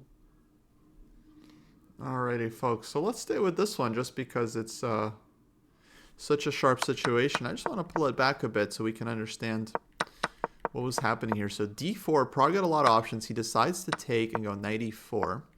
Queen f5 played with the pin, not allowing white to take on c5 and looking to go de. And he goes b4. I mean, another move would have been bishop d3, I think would have been extremely logical. And I'm not quite sure why he rejected this one, but maybe he just didn't see what to do on de3. Because if knight c5, queen c5, I think black is very active here. Knight d6, though, e takes f2 check, king f1 would be a very spicy line. And I would not, yeah, dare to make an evaluation here because I don't really know what's going on. Like white's going to take the rook, but maybe the knight gets trapped, so black will have the exchange, some compensation. b4 is still a thing. So I don't know actually why bishop d3 was not played here, actually. Because it does feel like a very, very obvious move. You hit the queen, maybe you get knight c5, you have b4. Now b4 is much easier to play because your king is safer.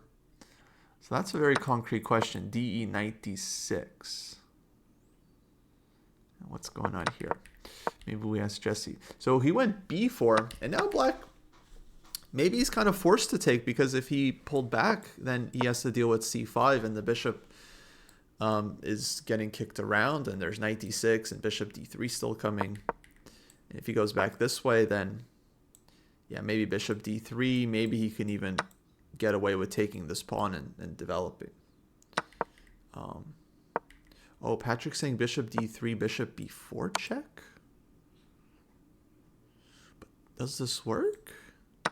Take. Queen somewhere. What's the...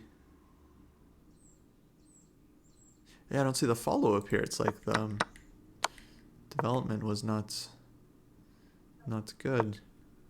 So for some reason, okay, Prague goes b4. But I mean, this is very forcing because, yeah, if not knight takes b4, black's whole thing doesn't really make sense. So Sindarov is basically almost committed to sacking here. Like, after d4, I mean, like, bishop f6, you probably have to take with queen. Knight e4. Queen f5 looks like you got to play because queen e7 can take here. And now b4, and the trade is forced. He gives check, and king d1 from Prague after some thought. He puts the king on d1, which makes sense. You don't really want to put the king on e2 and block the bishop in. So king d1, and now bishop is ready to head to d3. King can jump to e2 after that. Take. Now black has a lot of moves. I mean, I would first be looking at ways to develop. Bishop d7, b5, b6. b5 feels kind of interesting because you're just trying to add more fuel to the fire and get the bishop out. How about knight fd2? Maybe possible as well, but okay, on takes we would have to take with the king, which is maybe... Yeah, I don't know. This pin could be annoying. Let's say take on e3, throw in rook to d8, now threatening capture on d2.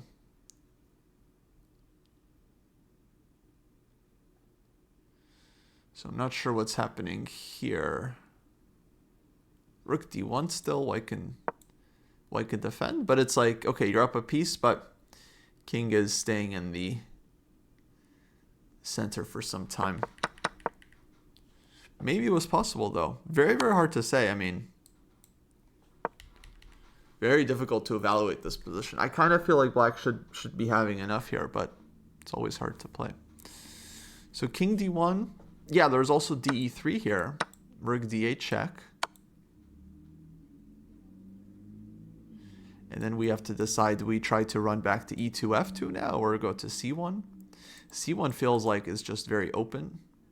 And it's just like king c1 doesn't feel like black even has to do something so fast. It's like just get the bishop to b7, rook to c8, b5. It's like maybe just b5. Yeah, just right away.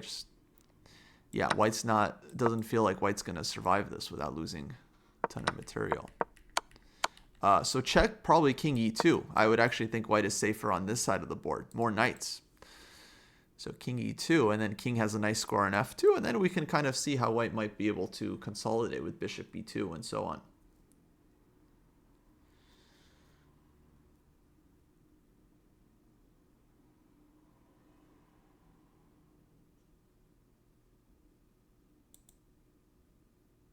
Yeah, black can still play b5, but at least I would think white is in better shape here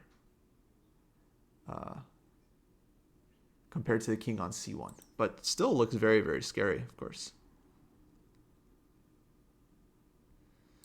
Maybe somehow rook should move and then, yeah, try to move the knight.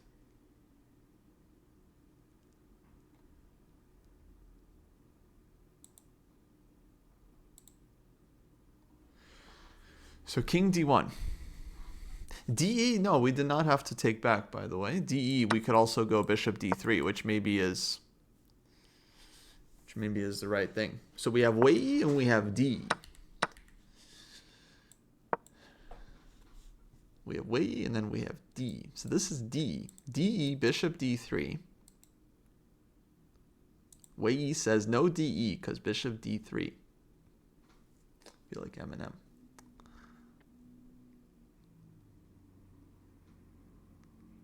All right, Kostya. Oh my God, G4. I didn't miss anything. This guy's still thinking. Yeah, buddy. Yeah, he's still tanking. No, I'm trying to figure out this Prague game. Very complicated. But you're also thinking like king d1, bishop d3, e5, bishop d3, something like that. So yeah, king d1's on the board. We were looking at d takes e3. I feel like b5 is a huge move for black. Mm-hmm.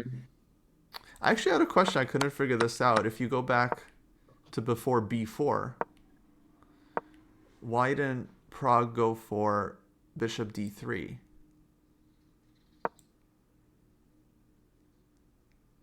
Um, With idea de knight d6.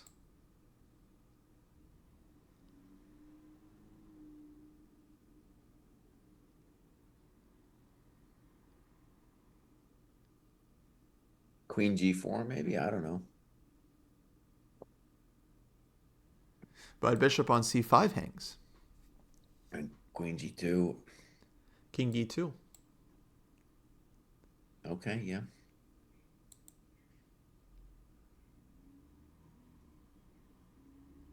No idea, Kostya. No. Okay, yeah, just a question. But because it's all very forced what happened in this game. Like after d4, he took on f6, he goes knight e4, queen f5, he goes b4, and then to me it looked like after b4, black is compelled to sacrifice because otherwise you're just going back. And that means that this must be like okay for black because after playing his d4 move, like he really has done nothing but more or less forced moves. And let me just say the real weird thing. Okay, this bishop takes f6. So if we go back to move 11, Yeah. it has been played, but then no one has played queen f6. Nobody. And Oh, this so gets, GF was yeah. So this gets to your point, I think, because you would only play queen f6 if you weren't afraid of knight e4. And it does definitely. look like a hell of a drug, right? So, and he spent, okay, so bishop f6, dude spent 20 minutes on it. And then black spent 18 minutes on queen f6. So neither of them were ready for all this. And b4 move 13 was 5 minutes. And so I'm sure, of course, you're going to look at bishop d3. Yeah. Okay, now Javakir is thinking. Wei still tanking there.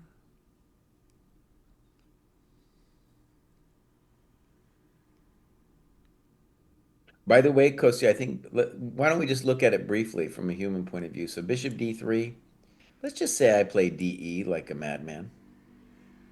Wait, in which position? That one? So no, no, no. Earlier, were your question about why Oh not yeah. bishop d3 instead of b4? Yeah, so DE, knight D6. All right, ef. Yeah, king F1. Okay. Now, do I? So the pawn's not going anywhere, and the claim is that your knight will be unimpressive on e8. So let me just play a couple of intuitive moves. Queen h5, Yeah, take. e5.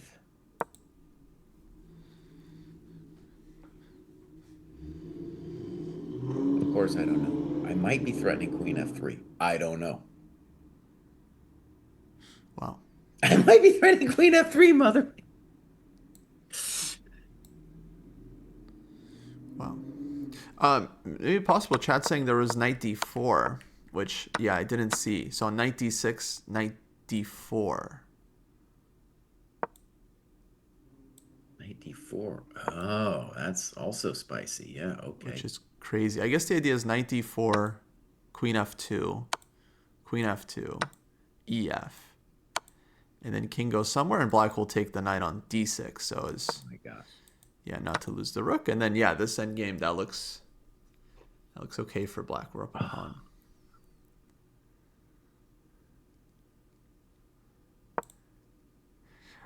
Yeah, probably that solves it. So b4, By the way, king I d. want to say one of the things about this is when I think about Prague winning this event, I feel like his prep in the last candidates was so amazing. This, though, is for his level, it's bad form because if you're going to play this thing and you're intending this rook e8's very topical, bishop g5, well, you should have something planned out for d4.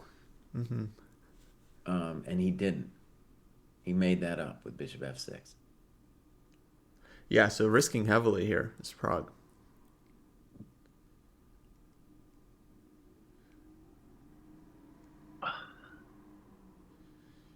Whew. Oh wow, Wei Yi, dude. Wei Yi is tanking hard, hard, friends, and Yeah. So yeah, it's that's gonna kind be of what I fun. was expecting is that once he's like really out of book, he's gonna just go into a tank because it's just such a Hmm. complicated and strange position. You have to can't just play intuitively here as black. You have to be very very precise. So yeah, I feel like it could go wrong for him here very easily. It's like one false move and Fabi, I don't know. I think he's played quite well so far. I liked his game with Naka. And yesterday, he's just maybe a little bit out prepped. I'm not sure, but he was under pressure. We thought he was worse. He found this 9 to 5 thing. It was very interesting, kind of neutralized. So far, seems to be playing well. One thing I want to add about the memory of the Yermo game that I feel applies here is not only did we have the Kushtar principle of not moving the coconuts, but in that game, it came down to some study-like solutions. And I feel I mention that because Wei Yi, I think of as a great player. Both of them are great, but Wei Yi, I've really seen in terms of, I don't know him that well as a player, but in terms of a strength, I definitely know he's very good at calculating out very difficult, hard positions.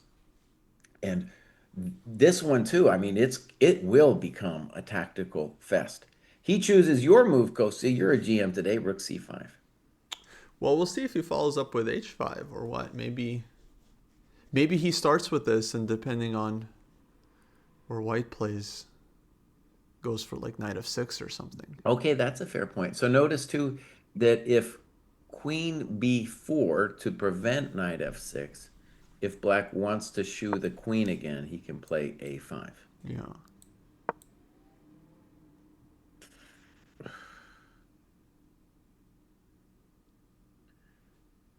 Now, I think when we kind of did this on our own, we were looking at queen a4, and that was just kind of like a first intuitive response. Might be fine, but there's other moves too. Um,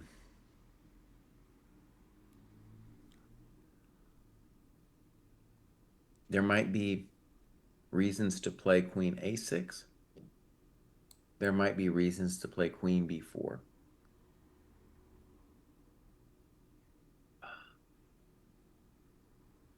Queen a4 is just a move that feels safe and snug.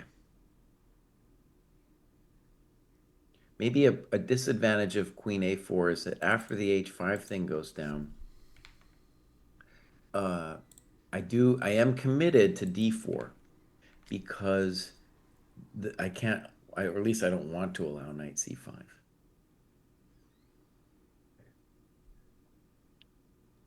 27 minutes spent. Okay. Now, good form from Fabi would definitely be to have a move here in the pocket. You guys did think in 27 minutes. You might want to have an idea of what are you going to do after rook c5. Yeah. Queen d3, definitely a move. But yeah, eventually you do get hit with something. Yeah.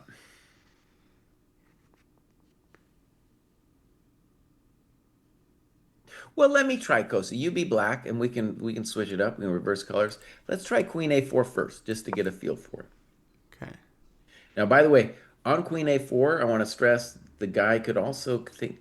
Actually, Knight F6 does not is actually a no bueno here, Kosi, because I have Rook G3. Mm-hmm. So you're still committed to H5. Yeah, that's fine now, yeah. Okay, so h5. Pawn takes. Rook takes. D4. d4. Okay.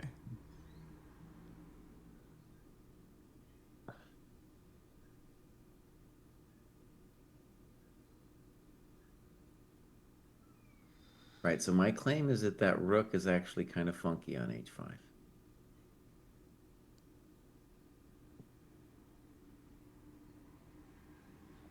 Maybe I try e5. Good? I think that's a good question.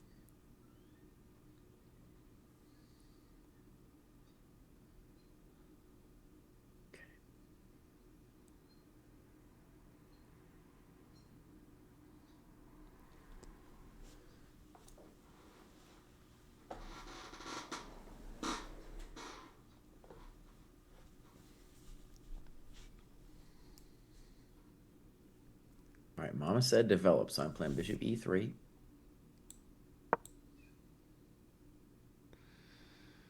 Okay. Now, Guess one I'll thing's amazing about this position is really like, besides my king being a little funky, everything else looks okay.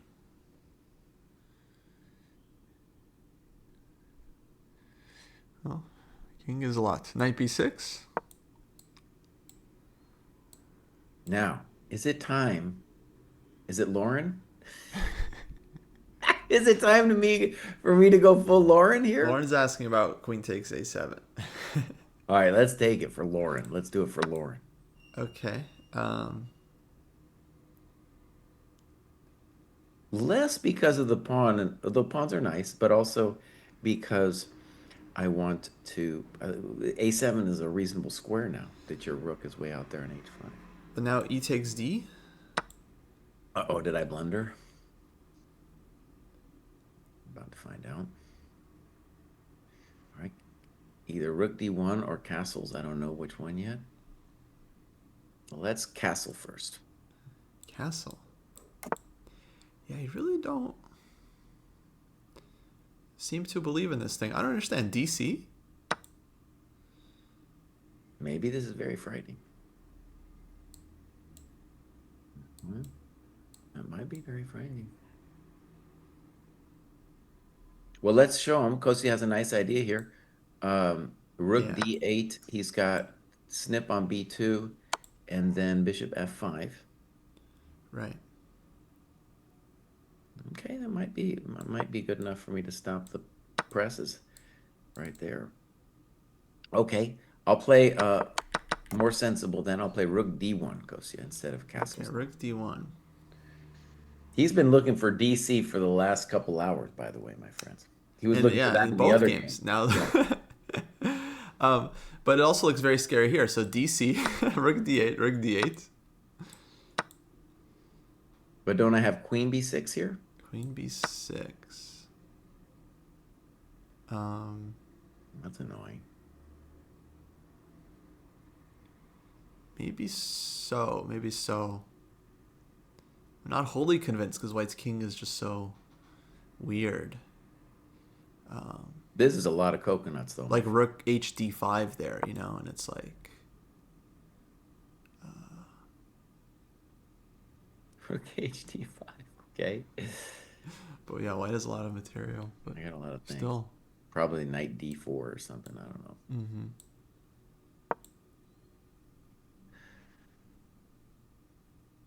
Okay. So Fabi is thinking here, my friends, and let's go back to the scene of the crime before we get too outrageous. So what we see there is one of the possible ways this could go. I Yeah, so that was. in my head, it's going to go like h5 gh d4. Uh, there's and then it's just a question of where we want to put the queen. So a6 is a move, b7 is probably a move. All of these things, and I think they all lead to the same basic situation. Mm-hmm. If that's the case, he shouldn't be burning more time here. He should. I mean, it's hard. It's so hard. It's so concrete, but it's not going to get any less concrete. It's not like he can spend. He can't spend 20 minutes here, and then find one of several moves that's like 0-0, and then gets to has to make 15 moves with 10 minutes on it. It's going to be very difficult. Okay, so let me just summarize. One advantage of queen a4 is that knight f6 is not possible. Now, maybe we're not afraid of knight f6, but the benefit was if queen a4, knight f6, rook g3. Yeah. Okay, so let me try something else, Kostya. Let me try queen b7. And we're claiming that Okay. my queen is just annoying there. Fair.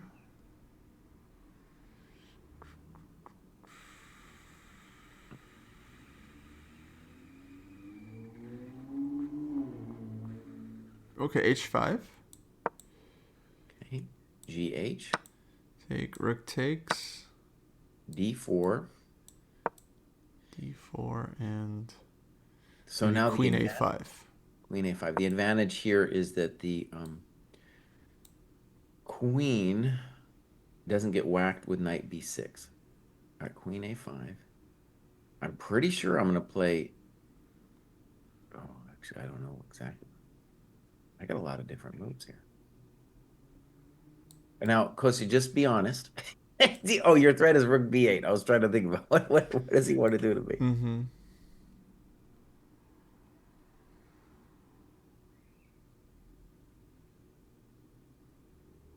Right, bishop f4.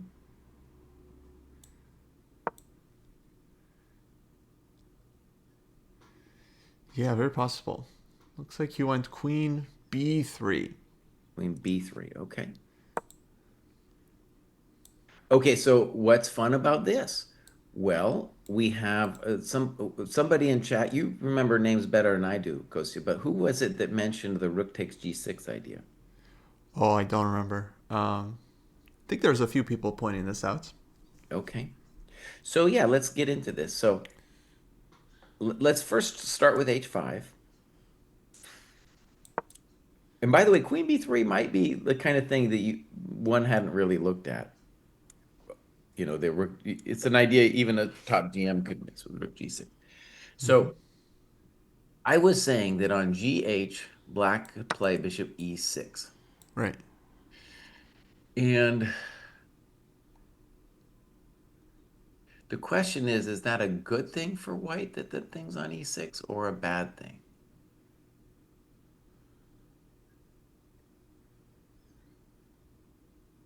People are also asking why not d4 on h5, which I think is a fair question. Oh, there you go. I've been trying to play d4 for all my life. How come I'm not Tempo. playing it here?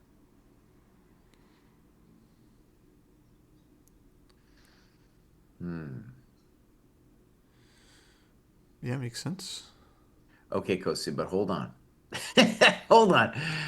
HG, d4, HG, Take rook. knight takes pawn. Queen c4. I'm just looking. Yeah.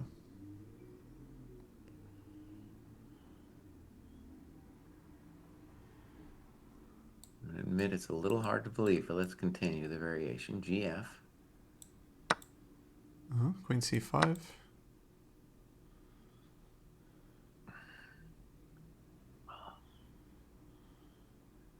I'm down a rook. All right, that's good enough for me. So let's do that again. Queen b3. If h5, we boldly play d4.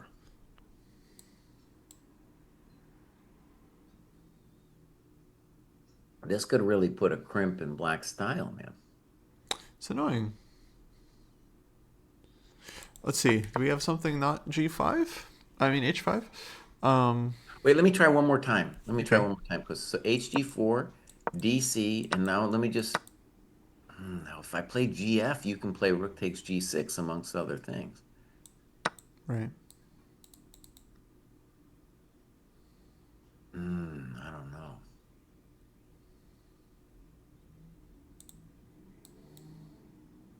Well, okay, let's play it out. Are you gonna? What do you? You have other moves besides rook g6, of course. Yeah, maybe we can try like bishop e3.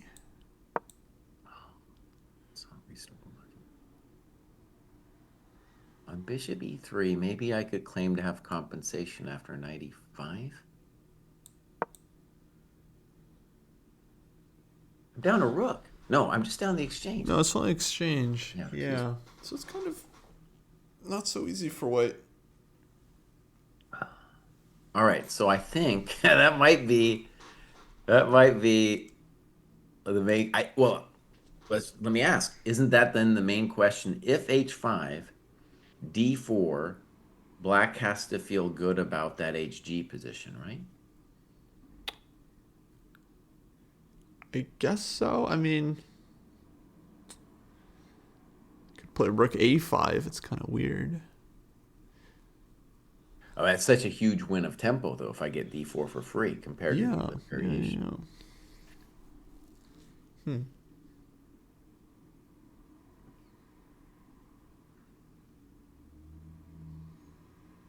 Mm. Okay. So glad we Complicated. don't have the eval bar. Because if the eval bar just said white was winning, it would just be dumb. We'd just be sitting there. I have no idea white's winning. Yeah. I Bobby, mean, no yeah. It just either. changes the conversation. It's like, okay, if white's winning, they're like, all right, white's winning. Let's. Fabi has to find all the right moves. Wei Mhm. has to like try to mess up the situation. Whereas in reality, the players have no idea what's going on. No idea, dude. Wei maybe has some guess at the computer eval, but still, it's that's it.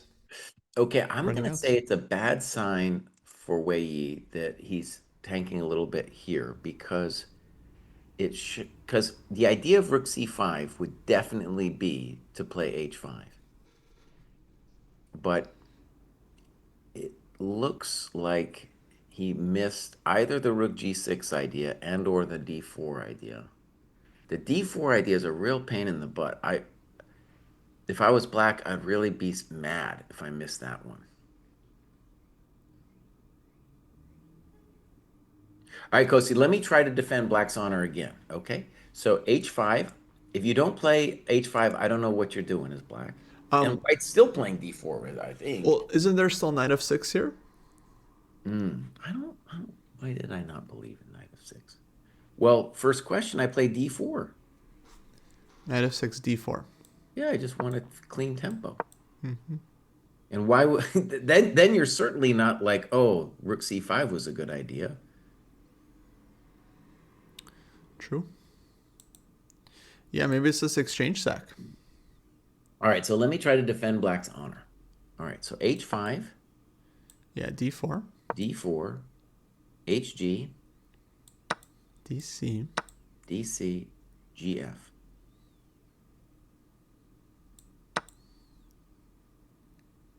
I think rook g6 is the most critical move. Yeah, let's try rook g6.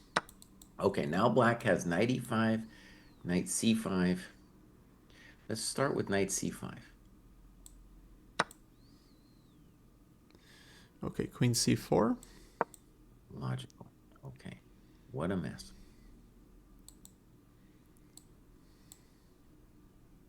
All right, now I'm going to play fe. Nope. You know what I thought? Oh, no, I can do fe. I can do fe. No, I can't. Because you have read rook g7 and queen c5 on fe, right? At least, yeah. Well, I was hoping that I had some d1 tactic. I do not. Probably also bishop h6. So queen c4. Ooh, that's annoying.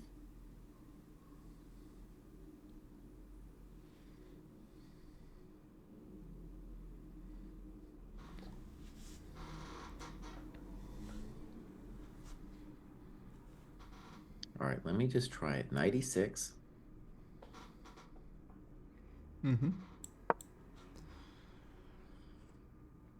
Now, I just want to stress, if you're white, I mean, even rook g7, I think you tell yourself, I'm not losing that thing. But okay, I mean, white probably wants more than rook g7. I'm just saying. Dave W24 seems to be saying the same thing. Just if you need to, you can just sack back. Yeah, if you need to. But yeah, maybe you can start with rook g3. Yeah, this one I'm not quite feeling for black. No, I'm not either. Yeah. Okay, let's go back. So we're talking about queen b3. If he doesn't play h5, it's unclear what rook c5 does. Right. If he plays e5 to stop d4, rook g3 rears its ugly head. Oh, the milk might have gone bad here for Wei Yi.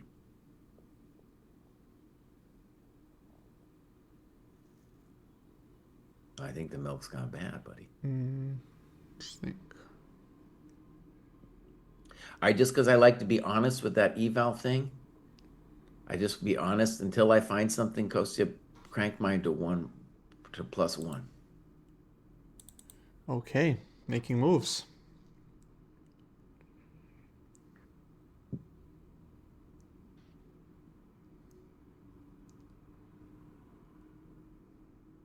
Yeah, when we first. Also interesting that in our other variation with queen a4, I could also play d4 as an intermezzo after h5. So the real terrible thing about this rook c5 move is it looks like it runs into d4 like all the time.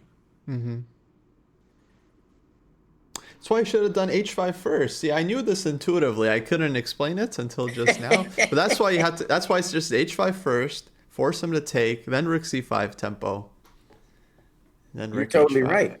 And when he did rook c5, I wasn't seeing d4 because when we first looked at it, I just thought we were transposing to the same position. Yeah, because white didn't have that choice in the other line. Yeah. Come on, Wei. You don't know about tempo?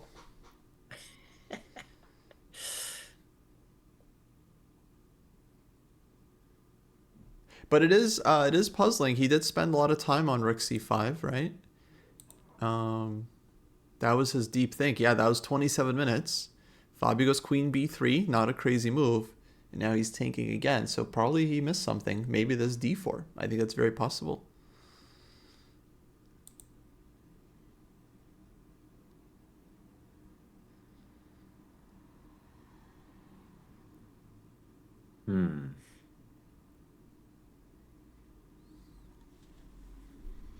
there any way I can mess with that?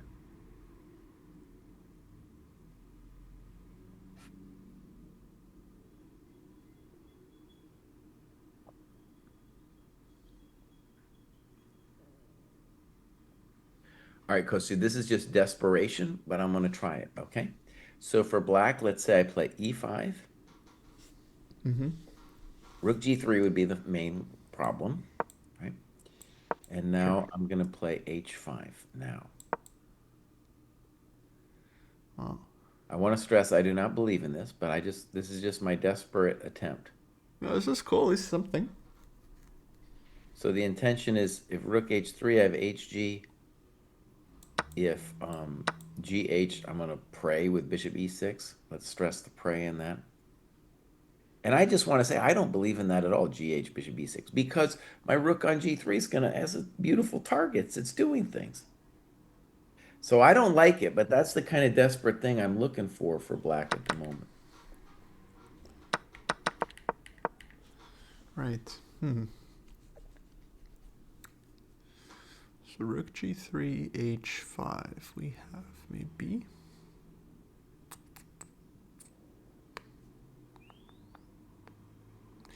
Yeah, so Jesse, are you saying +1 like white's a pawn up, or white has 50% chances to win? We got in a big argument on round one with this stats guy. He was just adamant that I was completely wrong and I had no idea what I was saying. And it was a really interesting argument because I realized, actually, let me frame it for people who don't know what we're talking about. The computer people, when they talk about +1, that means for them that white has a 50% chance of winning. And I think that's how the modern engines are now talking about it. But for me and Kostya, it was a little ridiculous because we were the ones, humans were the ones that invented zero point 0.5 and 1 and all that stuff. And we were the ones who first programmed the computers to think. And +1 has meant since the beginning of time that white is up a pawn. And basically, like right around 1.5, 2.0, that means you're toast. And that's nice too, because the classical interpretation feel has always been that if you have two advantages, like being up two pawns, you have a winning position. So, anyways, these guys were yelling at us. And, to a certain extent, if that's the way the engines are doing it, especially after Alpha Zero, it's not like they're wrong. They're wrong to think. It's weird though because they are using our language. They're reinterpreting our language. +1 never meant 50% chance to win. That's not what it meant originally. And now they changed it and are claiming us to be idiots when when we're putting the old meaning back onto it. Yeah, it did change the meaning. Not fair.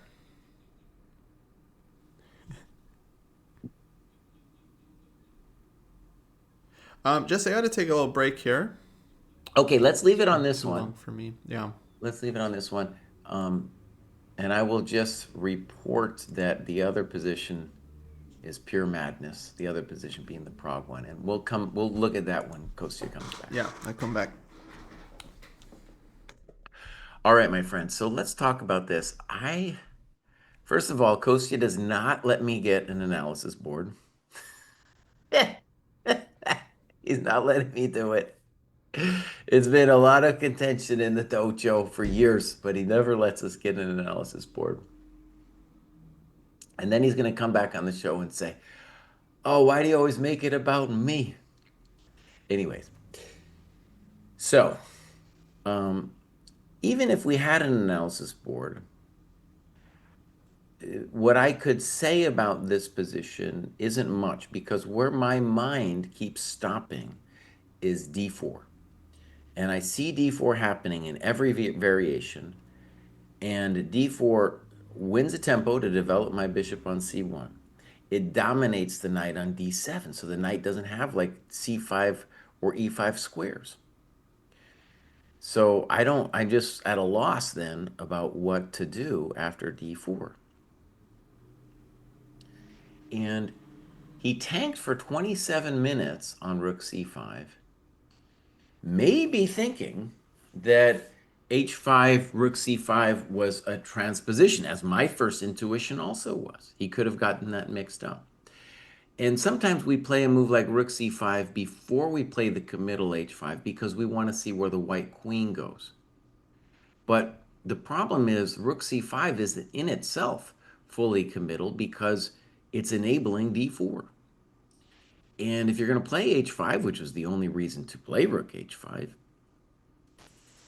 uh, you need the rook over there. But if you don't, if you get intermezzoed with d4, it's game. I mean, it really is like game over. So I put mine up to one. But honestly, that's only because I believe black should be able to find something to use the activity of his pieces. But I'm not finding it. I'm just seeing death here. And the other position, by the way, if we had transposed it, so we imagine like queen's back on b5, h5, gh, rook c5, and I was playing queen a4, though there's other moves there too, rook h5. That position after d4, I thought was very pleasant for white. So if I get d4 in before, then I get a pure win. I get a pure win. So maybe dude is coming to his senses now and realizing that, as we say, the milk has gone bad.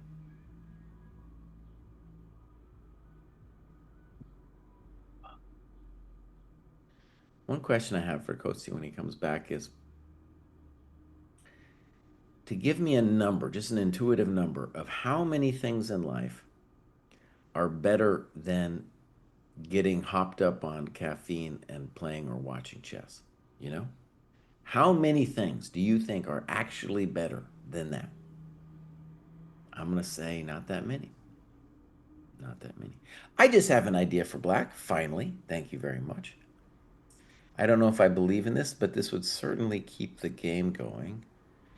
Is I really don't believe in this, but h5, d4, rook takes c3 is an option. Is it very sad? It is. It is a very sad situation, but it is something he could at least ponder.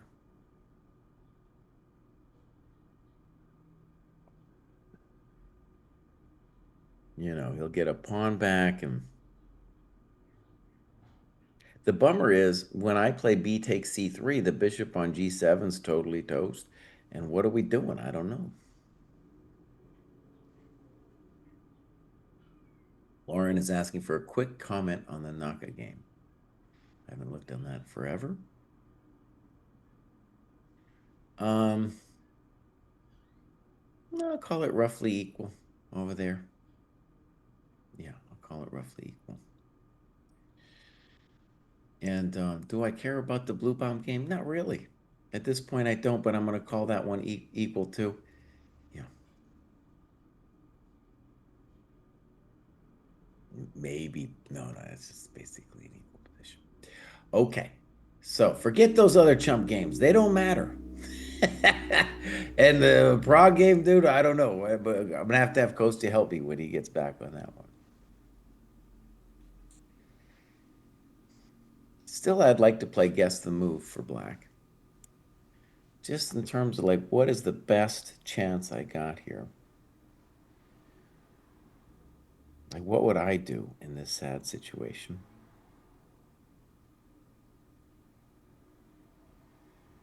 I'm having a hard time.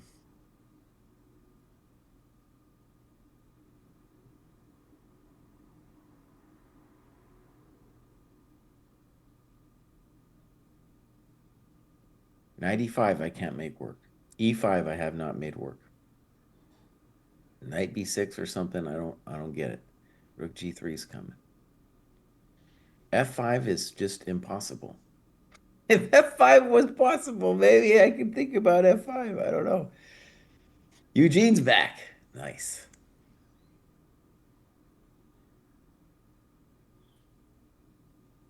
He's Hey guys, I'm back. Hey Eugene, Kostya's out for a coffee break, so Oh, no worries. we'll get him back in a second. Now, just before we get you on, have you seen the eval bar in any of these? No, I didn't see Okay. anything. Okay, good. So I want you to go to the Fabi game. Okay, Fabio game. Yep. And basically, I'm out of ideas for black. It seems like black to me is toast. Oh, so it did happen. Everything we talked about. This bishop h3 that he played rook g1. Hmm. Very And nice. and just to recap you, I think rook c5 might have been a key mistake. Uh, so I think the idea originally might have been to play h5, Hmm. gh, then rook Then c5. rook c5. But he might have blundered the fact that on queen b3, h5, white gets a free tempo with d4. Oh, very nuanced. Yep. Okay, so now I was just asking myself, what desperate thing can I do? Because we were looking at h5, d4, and it looked nasty, and I was trying everything. And he just played knight e5. Hmm. Now we're about to find out, but first question, Eugene, is rook Hmm. g3 winning the game? Wow, that's a serious question. Let's answer that question first. Because if it wins the game, Who wins the game? Who wins the game? then Fabio is definitely off and running with it. Okay, rook g3.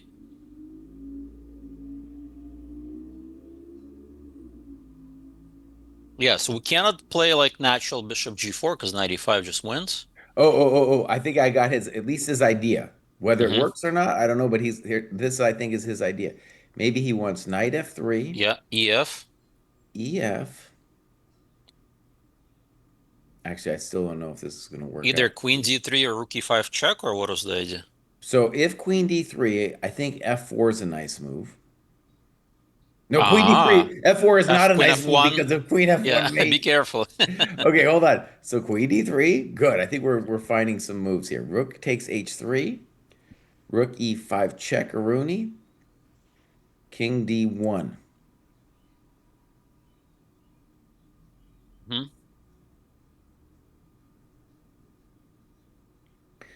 And oh no, king d1. You got queen f1 picking up my rook. Hmm. Holy shit. Okay, so dude found it. At least it's an idea. Whether it works or not, he's got an idea. This is why they're paid the big bucks, my friends. Yep. Okay, beautiful. Knight e5, rook g3, knight f3, ef3, queen d3. Let's pause. I mean, well, queen f1's a hell of a drug. What are you going to do, right? Wait a Hmm. second. Maybe can I do knight e2? That looks good. Knight e2 looks like a good Well, move. what about rook takes h3? Is that losing? Well, didn't we just showed it because it was rook h3, Hmm. rook e5 check, king d1, queen f1. Mm. Rook e5 you can block with the knight. Knight Come e4. on, Kraai. Come on, Kraai. There you go. Okay, I was wrong about But that. I can insert intermezzo, bishop takes c3. Good. Okay, I think we're getting there. All right, so Okay. knight But hold e5. on, after bishop c3, we're not even done yet. Of course, we're not done. Knight f3, ef3, Hmm. bishop takes c3. All right, let's pause. All right, guys, I'm back. Hello, hello. Hey, Kostya, I'm back too. Hey, All right, Kostya. He found an idea. We don't know if it works yet, but he did find an idea with knight e5. knight e5. I Yeah, just want to stress I stared at the board long and hard looking for ideas for black. I did consider knight e5, but I didn't think about this at all. So knight e5, rook g3, well, knight maybe f3. we can start an analysis board for this one, so then Sure. you guys can we can all move the pieces around. Hey, you're gonna let us have an analysis board, bud? Again, with the I mean, yesterday I was cool with it. I said make a link and send it to me, and then nothing happened. But yeah, let's make can put it up. Okay. So we got knight f3. Do you want me to make a link and send it to you? Is that what you're asking me? I guess I could. I can also do it, but yeah, I mean, I think Okay, let's do it. wanted the board. So let me go. Let me go. Classroom. So I'm gonna send you guys Hmm. a link to a classroom. And how do I do this? I'm gonna send so on chess.com, I'm gonna send you guys a Hmm. link. What's your business there, Eugene? Just Eugene Perlstein, one name. Okay. There you are. Yep. Okay, great. I sent that to you. All right, I gotta enter the moves. I might get the move order wrong, but that's okay.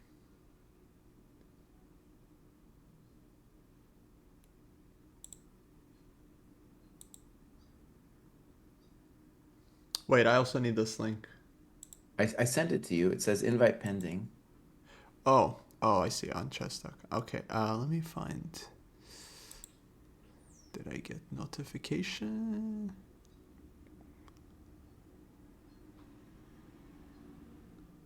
I could send it to you again sometimes. Yeah, I didn't get the invite. Maybe the All right. link would be.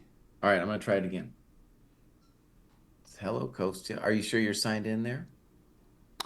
Well, I'm watching the game live. I mean, I'm in events. It's Yeah, just true. I don't know if it shows up. I Um, don't, let me see here.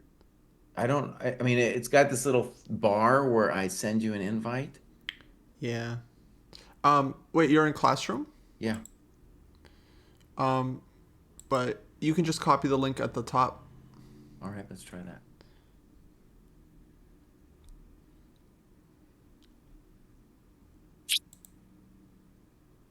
Dun, dun, dun, dun, dun, dun, dun. Did that come through?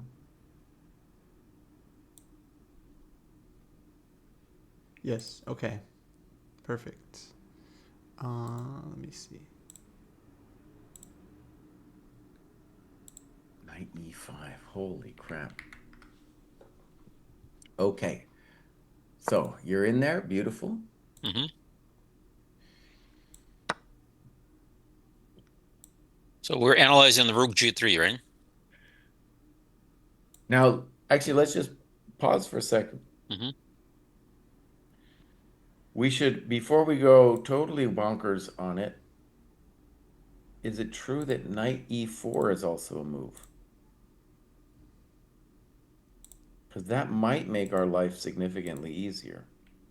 Mm, that's a good point. Unless they have Rook C4. By the way, knight takes e5 played. Okay. So he like the Rook G3, Knight takes F3, Queen D3. He might see, okay, so there's a couple concrete problems. If bishop takes e5, we have knight e4 winning instantly. Hmm. So let's ask ourselves, what's wrong, if anything, with rook e5?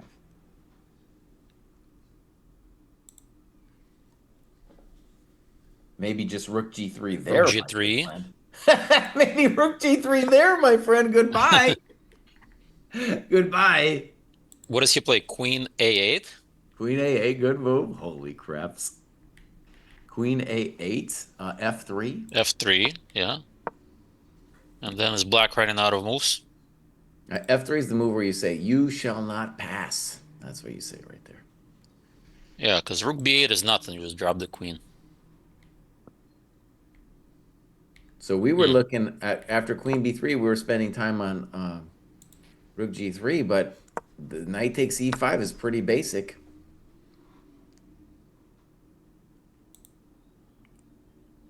That might be game, my friends. Because bishop e5, knight e4, let's say bishop h2, I'm going to play rook h1. That doesn't look good. Hold on. Rook H1. Yeah, Rook H1. I don't see a move there. At some point, maybe you can, I don't know. Like what? Bishop G2? Okay, maybe we should consider that. So bishop e5, um, knight e4. Well, bishop h2, and then I can play knight c5, bishop g1, queen h3. That looks like a free coconut. Hmm. Yep, that seems like easy enough. If queen d4 at the end, I have knight d3, and I say thank you very much. I guess queen Hmm. e3 also worked. Yeah. Wait, what's happening here? I'm confused. So, way you play knight e5 after deep think, Fabi Yeah. takes. Yeah. And now he's pausing again because he only now noticed that there's problems with like 94 and stuff. Or Okay, but what are you guys thinking? let me put this into perspective, Kostya. I think that what went down was he didn't see the tempo hit with D4. He thought that H5 and Rook C5 were interchangeable. Then when he got there, he realized he was desperate. So remember, Hmm. Kostya, remember what I was doing? I was flailing with all these moves that were like cruddy. They were like E5 and yada yada. And at first blush, at least it looks like 95 might create some problems, you know. Yeah. So you then at the end of the day, you're like, oh, screw it, I'll just do this. But then it looks like it just loses automatic. Mm-hmm. All right, but let's just see if they've But I got mean, any. Wei is very uncharacteristic, right, of him. He's like an insane calculator. Yeah, he's good. He's a beast. I Uh, mean, they're all good, but 6 minutes spent. So what did he miss? Well, first of all, have we missed anything? Is there any way for black to wiggle and tiggle?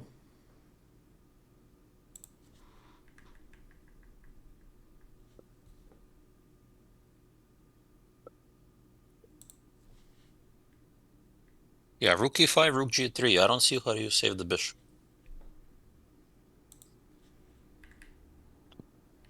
Queen a8 we looked at.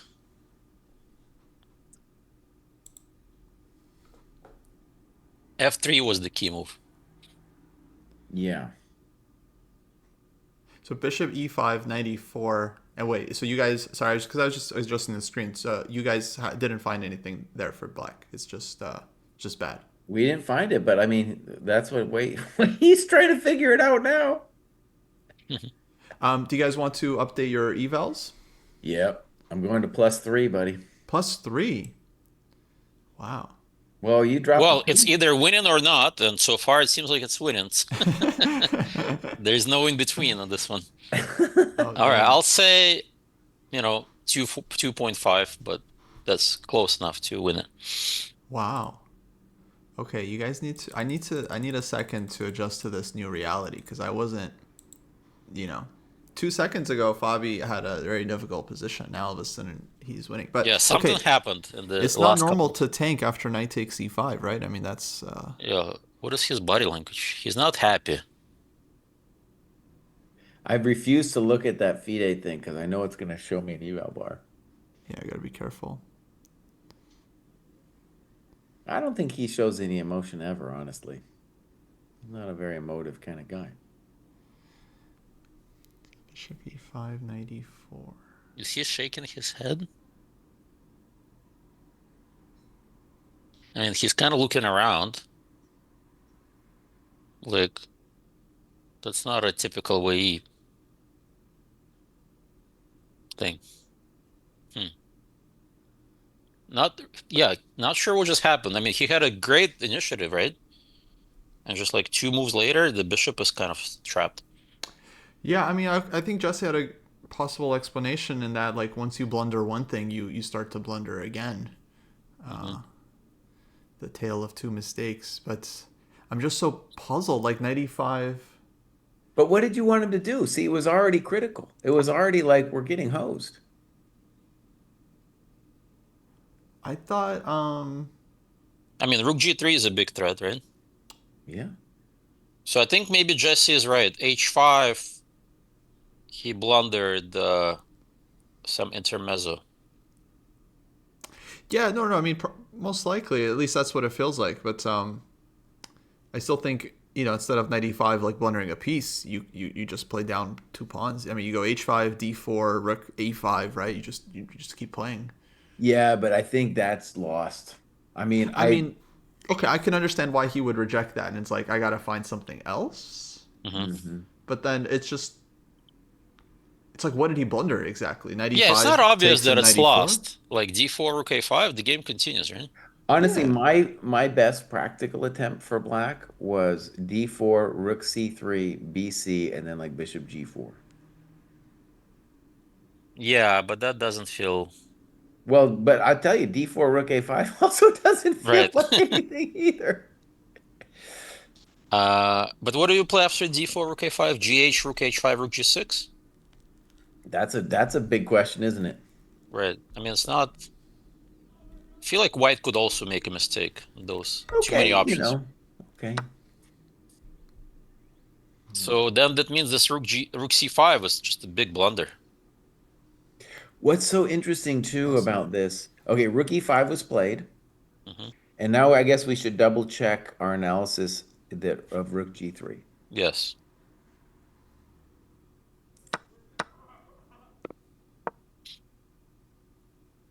Someone should make an extension where if you watch the FIDE streams with the board Oh and yeah, eval that it bar, it automatically just blocks it. Yeah. blocks the eval. Yeah, yeah, that's a great idea. But is that can you do that on a video? Like block because it's in the video, it's in the stream. It's in their OBS. All right, let me try to defend Black's honor as bad as it is. Okay, so we got queen a8. Let's try f3 first. h5, rook h3, hg. Wait, did he just Yes, resign? What? I gotta go They're just a they're second. they're analyzing the position. He resigned after knight d1. Oh my god. Oh Wait, my not rook god. g3, but knight d1. I guess knight d1 is even cleaner. Yeah, yeah, just trapping the bishop. But is this the fastest loss in the candidates?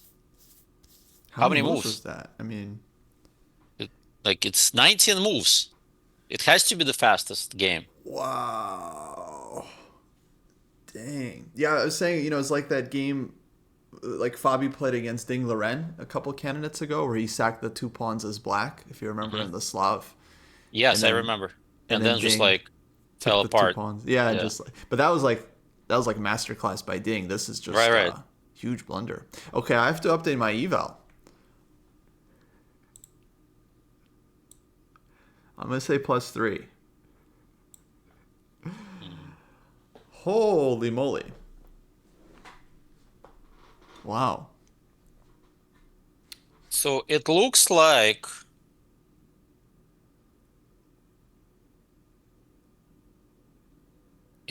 like we have a record from all the candidates that I have from 2013 onwards. The shortest loss was uh, Firuza Abbasov, 24 moves, 2024.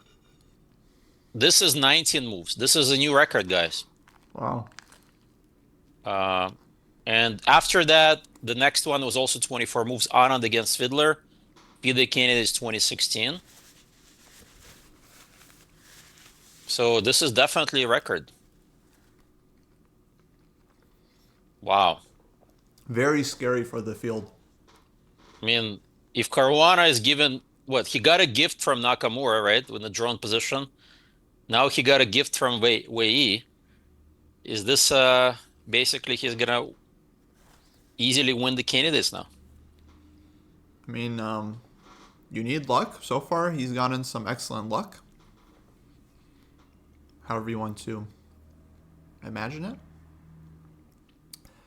And yeah, no, it's looking good for him. It's looking great for him. I mean, he's one of these guys that like sometimes starts slow, but then once he wins a game, he starts Yeah. to pop off, and now he's winning from the beginning. And the thing is, this may mean Wei is gonna fall apart. I mean, losing like this. That means he may be walking point. Everyone's gonna score points against him. Ooh, that's not looking good for him. Unless he manages to recover. Like, is there a break? When is the next break? They have one more round, and then they get a rest day. Okay, so he has a chance to recover after the rest day, but tomorrow is gonna be tough for him. Yeah. Okay, good thing I had him sixth in my list. Yeah, he wasn't my top three, that's for sure. Yeah, it was tough. Um, wow. So where was the mistake?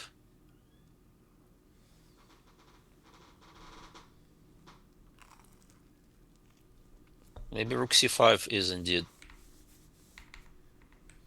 the wrong.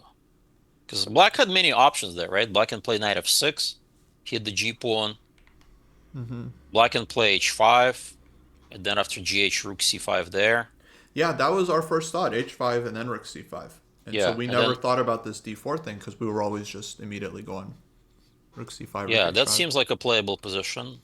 So rook c5, queen b3, and he played. Oh wow, he did think of knight e5. He played knight e5 after like a good 20-minute think, and he just blundered. Well, the funny part is rook g3 also wins. So I can understand you blunder only one win and move knight d1. It's a backwards move, but rook g3 wins, right? What about after knight e5, bishop takes e5? Bishop takes e5. I think we thought knight 94. e4 wins. Yeah. And that's true. Is that the only Yeah, one? knight e4, knight e4 wins. Yes, I mean that's not a difficult move. It's a simple forward-looking move. Knight d1 is a little bit more difficult, I would I say. like knight d1, man. That's a nice move to just end it. It's forcing a dude to resign with the move knight d1. That's class, dude. That's No, class. and what a beautiful demonstration of this. What was that guy's name? Jesse, the Hungarian. Oh, let me turn you on to something, Eugene. So Okay, years ago, I had this game against Yermo. It was okay. actually a very similar opening variation. Hmm. And I was down like 3 million tempi, like this game, and I had some pawns. And it was interesting because after the game, we were analyzing it with Elvis and some other players. And Elvis, especially, was like, Black, Yermo, you have to be winning here. This is ridiculous, blah, blah, blah. But it was like this. It was like, maybe there isn't a win, you know? Uh-huh. Anyways, and then I had my friend, I am Shandor Kushtar from Hungary. It was like somehow we were analyzing, and he was like, listen, when you have a position like this where you don't have any development, but you've stolen some stuff, it's best not to move your pawns. Huh. It's really interesting because think about it, like the second move your pawns, that's when Right. black gets play. Right. Right. So in some way, Fabi never moved those three They never pawns. move the pawns, dude. Look at all these pieces on the back rank, and black resigns. It's No, amazing. final position is beautiful. Yeah, and he Yeah. goes knight d1 just to show Knight like d1. Well, actually, I'm realizing rook g3 is not so clear. Rook g3, queen a8, f3, bishop takes g4. Rook takes g4, queen Oh takes yeah, yeah. f3. It's still messy. Knight d1's much cleaner. Knight d1 is so clean, though. Yeah, so nice. Yeah. Oh my God, knight d1. What a move. Uh, What a disaster for Wei too.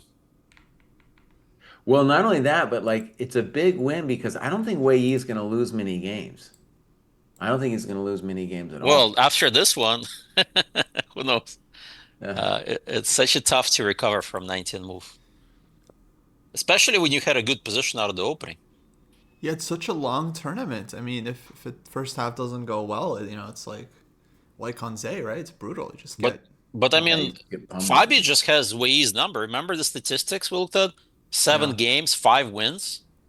Yep. Something about the mismatch. Explanation for knight d1. So okay, bishop on h3 is caught, and black essentially has no answer here. So they're losing a piece, and they're already down 2 pawns. So it's just the compensation is basically non-existent, and white still has no weaknesses. Right, it hasn't done anything. So you didn't have enough for 2 pawns. You're definitely not gonna have enough for the piece. Okay, in a bullet game you play on, but yeah, in classical against Fabi, it's like basically no chance. All right, I'll tell you what I'll do. I will load this other game into here. Yeah, so Hmm. now Prague Sandarov. Yeah, I haven't looked at the other games yet. So okay, you didn't see Sandarov sacrificed a piece. Nope. Oh yeah. Let's take a look. Wow, what a crazy position.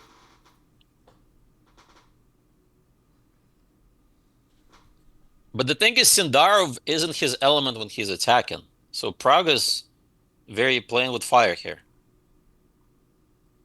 Oh yeah. Wow, King on D1. What a game. Oh, and E5 just played. Uh,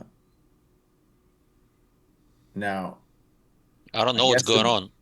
the big question is, I well, I was gonna say the big question seemed to be whether knight e5 was playable, but on knight e5 you just play queen f6, and then what do you do? Oh yeah, you win a piece back right away. So e5 looks brutal. All right. Well, my eval would be human eval as black has full compensation, Yeah. maybe even advantage. How many Yeah. pawns for the piece already?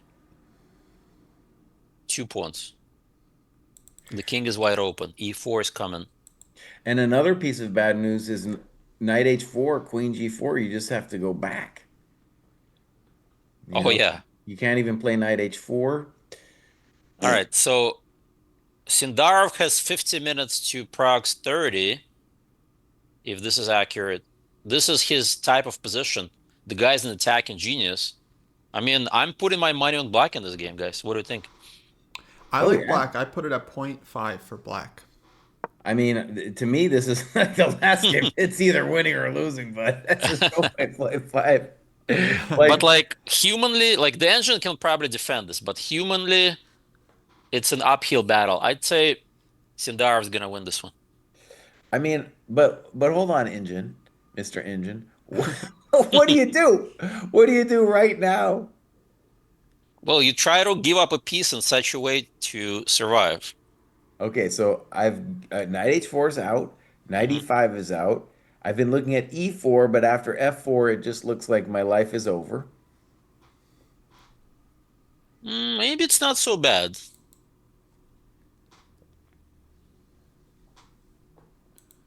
F4. Do you have any moves with the knight? Man, it's pretty bad. It's hard to get the knights organized. So bishop c2 played. Bishop c2 Okay, played. bishop Okay. c2 makes sense. At least you get out of any forks. So it was like a classic attack and move here. Well, e4. But e4 may allow some consolidation. Well, let's just Well, I guess the problem with knight d4, f4. right. That's the There's main no time question. to consolidate. Now, maybe it's not. No, I think it is over. But let's just say knight d4, f4. Maybe you could maybe calculate a little bit after ef and c because rook d8 doesn't. It looks terrible. It looks Yeah, awful. rook d8 looks knight e2. And then the There's bishop bishop is coming g4. to Yeah, g4 and that's stuff. over. Yeah. Okay, so e4 looks like my first question. Knight h4 again. No lo puedo really because of queen g4. Hmm. So you either got to go full Kushtar with knight e1 or you got to play knight d2. Yeah, knight d2 at least makes more sense. Played Played? Oh, on the I'm a board. GM today. Wow, you're predicting all the moves.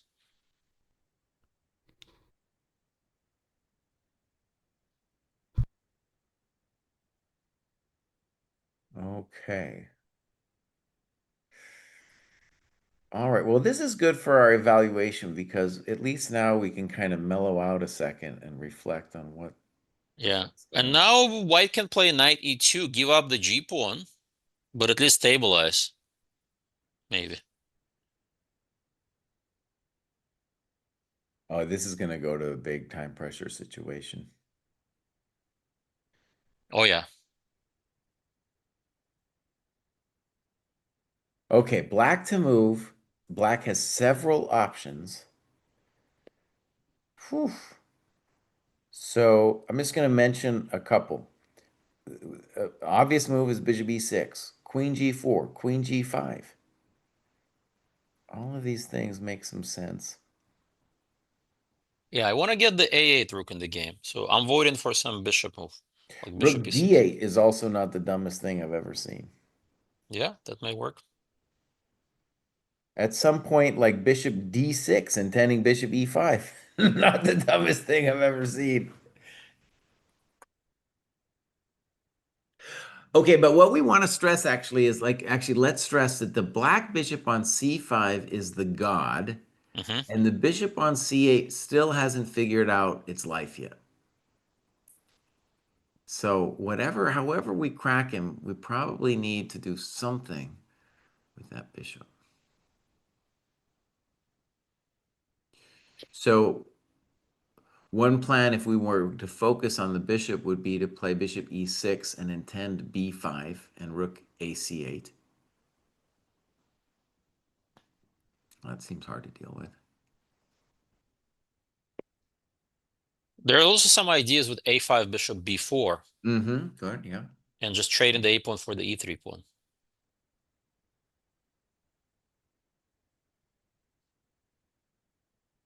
Yeah, very messy position, but probably this is the type of position that Sindarov shines in. Prague is more classical, by the way, guys. This is not his type of position.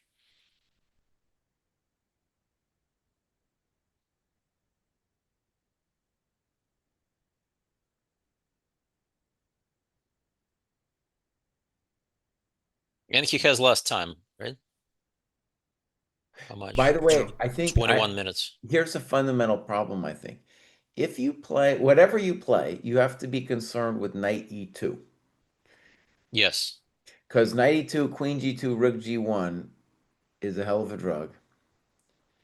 And of course, knight f4 would be a huge achievement as well. Yeah, knight e2 is pretty much on autopilot, right? So I think that that takes away a lot of plans for black. So for example, the natural bishop e6, knight e2, then all of a sudden I don't like it no more. Yeah, you walk into knight f4. You cannot take on g2 because rook g1 wins. Yeah, you're right. So bishop e6 we can eliminate.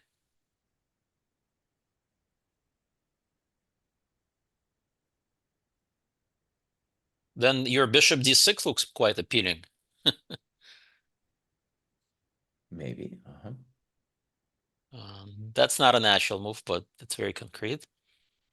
One of the things I don't like about it, I want to stress, is it's like I'm playing with my pretty piece, right? Like my bishop is my god, and then I'm just fiddling around with him instead of fixing my other stuff. But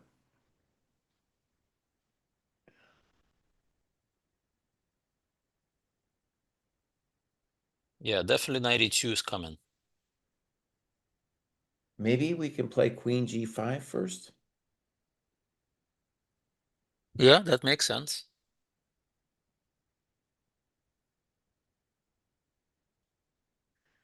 And But one then of the maybe weird, knight b3. Ah, but then you just take on e3, right? I don't think I right. have compens. One of the weird things about queen g5 is like you're inducing king e2 with the Hmm. claim that the king is not going to be liking it there. No, not And happy. also the king on e2 takes away knight e2. But also with king e2, queen g4 check. If king f2, f4. If king e1, I don't know if you want the king on e1. Yeah. So and the other point of queen g5 is if rook e1, Hmm. then we're preventing knight e2. Then Then it's you can like do bishop e6. Yeah. exactamundo. Yeah. So queen g5 is my top contender for the moment. Yeah, very nice prophylactic thinking.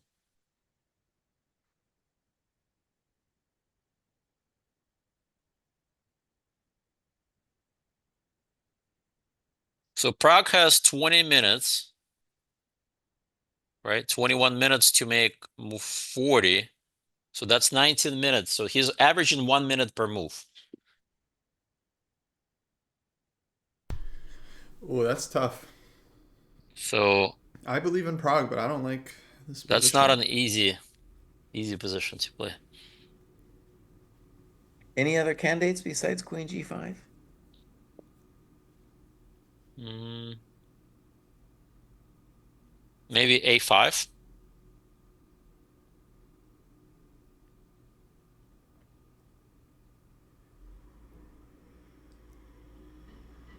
That maybe. But it looks a little artificial. Yeah, I was thinking like a5, knight e2, bishop b4. I mean, it's scary.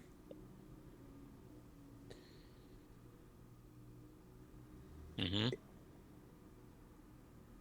I don't know. That's pretty frightening, actually. But anyways, we have to continue. Queen d4. Queen d4. Yeah, I was gonna say queen So, d4. because if I get knight f4, I also get the block with knight d5. Right. I'm starting to really not feel good about it, though. Like just bishop e6, knight f4, Knight queen f4, queen g4 f7. check. Yeah, I don't want it. I Let's don't put want her on the board. it. So we're talking about, okay, queen g5 is our main move, Hmm. but we're talking now about a5 maybe as a candidate. Um, yeah.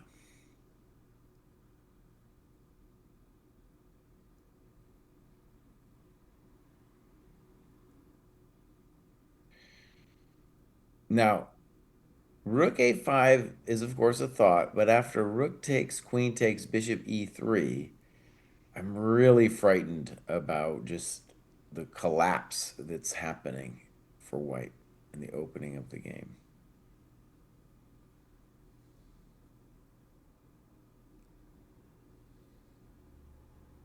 I feel like if I was one of the other players and I saw this Fabi result, I would just get depressed. I'd be like, God dang it. Like, why couldn't Wei Yi win this game? And then that would blow the tournament open.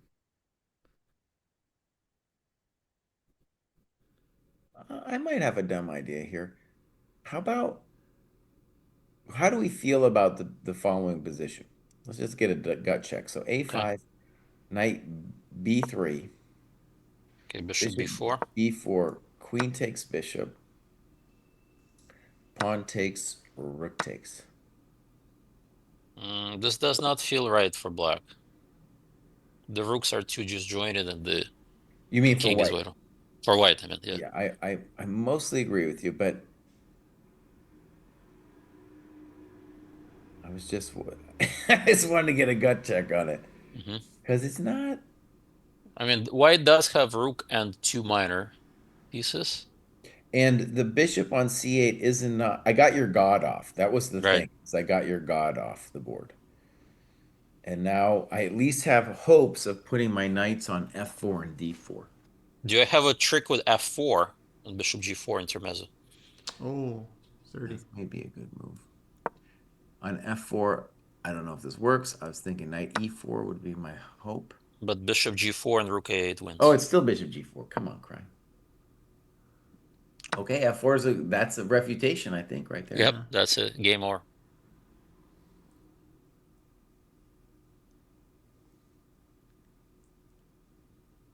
Actually, just to be a party pooper.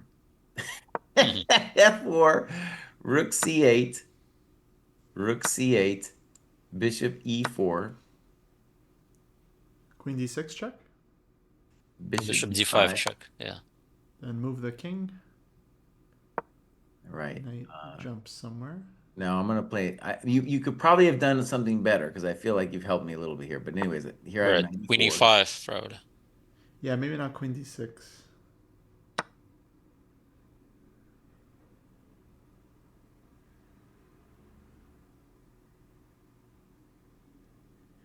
Let me stress though, I think black is fine in that position. I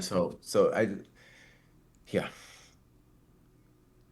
Yeah, it feels like white's king is too open here. But Yeah. by the way, this is helping me be like, no, I think a5 is too convoluted because white gets all kinds of moves they can do. Whereas queen g5, it's a little bit more like, hey, buddy, I'm into control with queen g5.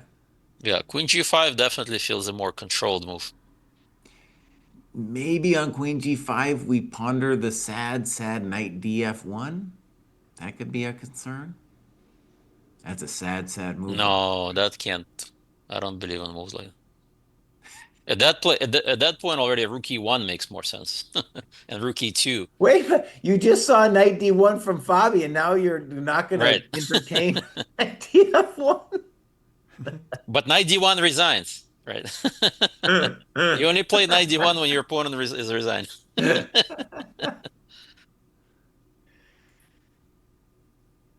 All right, yeah, we're getting a good tank here. Yeah, All is right, so we queen have b6 a thing? Say again. Same D6, idea. Queen b6. queen b6. You do allow some knight h5 business. True. Also, like, why would you? Yeah, and rook b1 too. Yeah, in that Yeah, case, that's true. queen g5 makes more sense because you just stop this knight e2.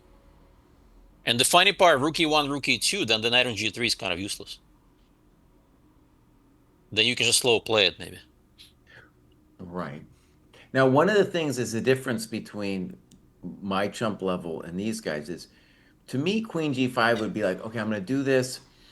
If they play knight df1, I just feel good about it, like kind of in Eugene's sense of things. Rook e1, similarly, because I'm like, well, then he can't play knight e2. So my mind would kind of stop there. Whereas for them, I think they really are trying to make it more concrete, right? Being like, okay, well, what Right. then in all these variations? What's actually going to happen after that? I mean, they're probably calculating queen g5, rook e1, then rook e2. Is this good for me by activating that rook?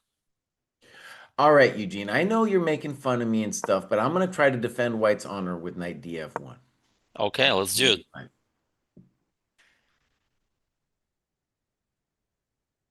So what is your next move? Either h4 or king c1. So I, h4, I I'll, always have queen g4 check. yeah, All I right, want to so go. let's just play bishop e6. Okay, I was kind of thinking in those situations, I wanted to. The way I look at this position, you're down rook and two knights. Okay, I'm gonna play h4 like a madman. Okay, check. I'm gonna play knight e2 like a madman,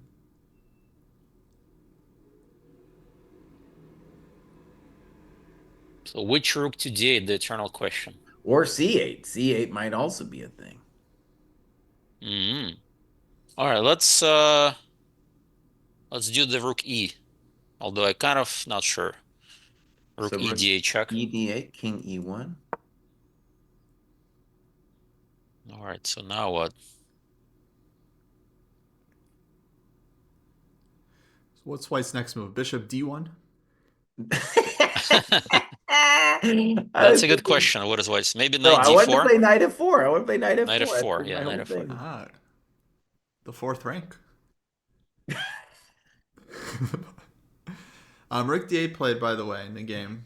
All right, let's go look. All right, rook Rook d8 d8. makes sense. Okay, so we were thinking, we were concerned about knight e2. So let's first ask on this rook d8 move. Let's see, let's go to our. Yeah, because knight e2 is the key move he had to refute. So rook d8, promote that. All right, so yeah, knight e2. What if anything is dramatically wrong with knight e2? Hmm.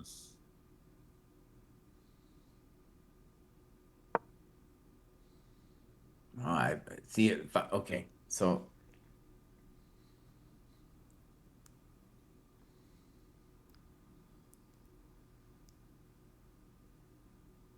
this this might be a really good example of difference in skill level because I'm just like I'm seeing 92 and I'm like, no, I don't like it. What about queen d6?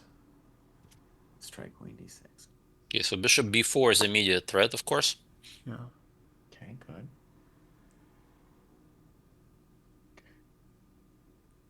Well, knight d4.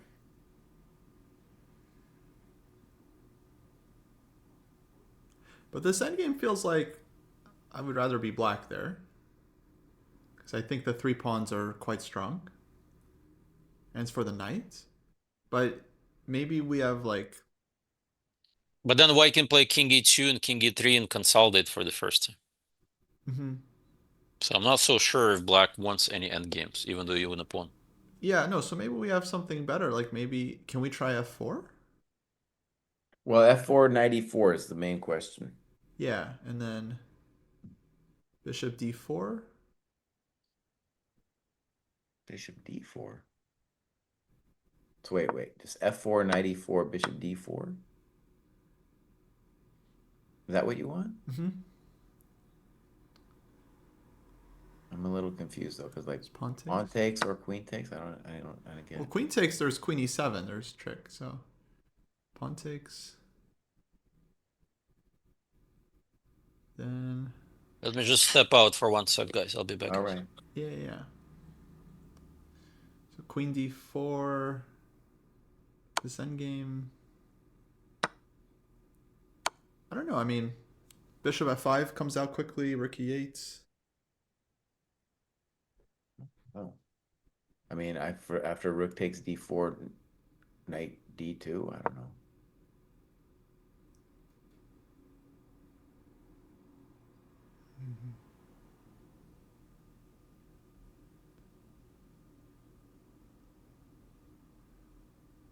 Okay, maybe that's the best. Let's go back to 92, just to imagine that he's probably got something up his sleeve.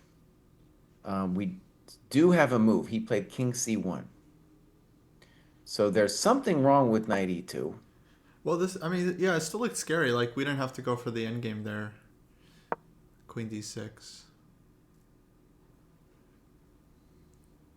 But king c1 is very logical to try to get the rook in Okay, now to unpin. the drama, I guess, for me with king c1 is black has a ready-made plan of playing bishop e6 followed by b5. Yeah. That was my issue. Actually, we were looking at this a while ago, just like where to put the king for white. And yeah, the king just doesn't feel good on the queen side because you always have these b5 ideas, rook c8, and very hard to imagine white finding like stability there. One of the things I liked about knight e2 is we haven't actually committed the king. He could kind of wander in both directions. Now black knows exactamundo where that king is going. Yeah. Yeah, so bishop e6 here just looks normal. All right, let's look at bishop e6. And let's try to defend white's honor with the basic knight e2 again.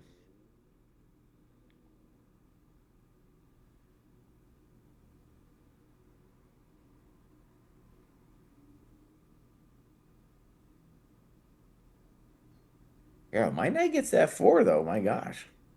What are we doing?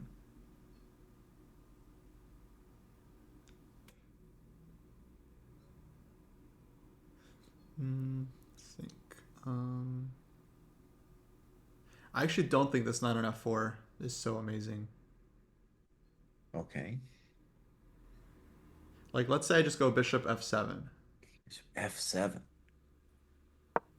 Okay, I'm just going to put my knight on f4 because and then I said I was going to do it. queen d6 maybe. All right, so maybe bishop b4 is a thing. Um,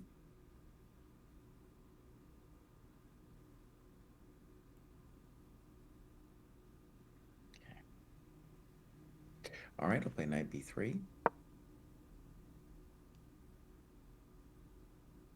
Okay, I'm back. So rook d8 was played, Eugene, and instead of knight e2, he played king c1 first. Was there anything wrong with 92, by the way, or no? We didn't find it, but one of the things about king c1 is that unless black plays something like queen g5, he still can play knight e2.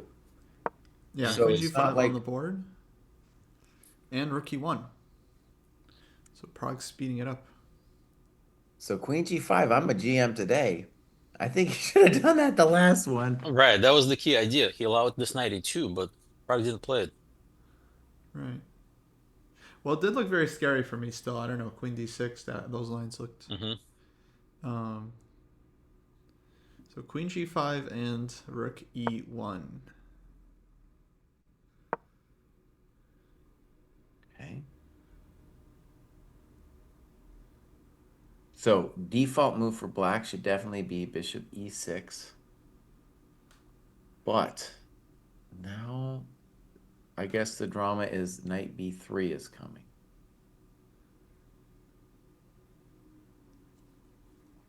Wait, but you still have knight e2 on the board? No, no, no, you're not. Oh, what am I doing? Yeah, I'm in the classroom. I got rook e1 on the board. On my board, 92 is the man. Uh-oh. Let me refresh or something. I reload. Sometimes it's chess.com classroom. Yeah. No, it messed me up. Okay, king c1. Uh, what's going on? All right. King c1, queen g5, Hmm. rook e1. Do we have it now? Yeah. Yeah, Okay. promoted to man. I did. Sometimes it's a real jerk Ah, head with okay. this classroom thing. All right, so rook e1. Okay, so at least there's no longer 92.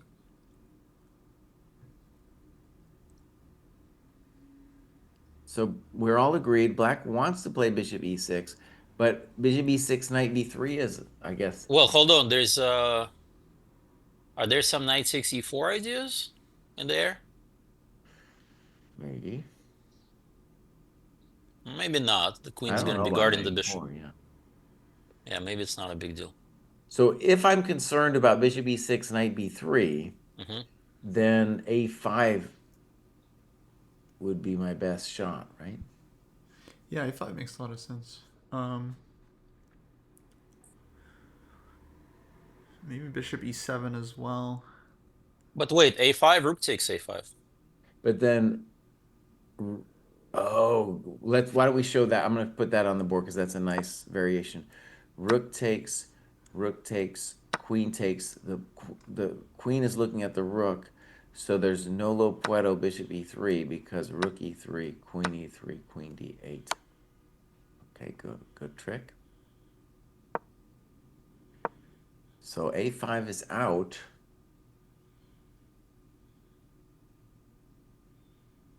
And on bishop e6, my drama is I don't like black's position much after the basic knight b3, but maybe rook c8. Maybe knight b3, rook c8 like a simple person.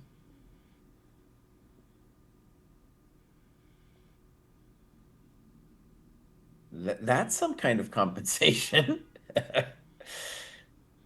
Yeah. Oh, except after knight b3, rook c8, white has queen e5, tagging both of my coconuts. But e3 hangs? Oh, you're right on that. Okay. No, no, Jesse, no. Wait a second, though. Wait, Kostya, but then on bishop e6 is a very unfortunate little puedo because queen e5. Right away. I mean, maybe the party's not over instantly because bishop b4, but I get to take e6 with check. Or bishop e3.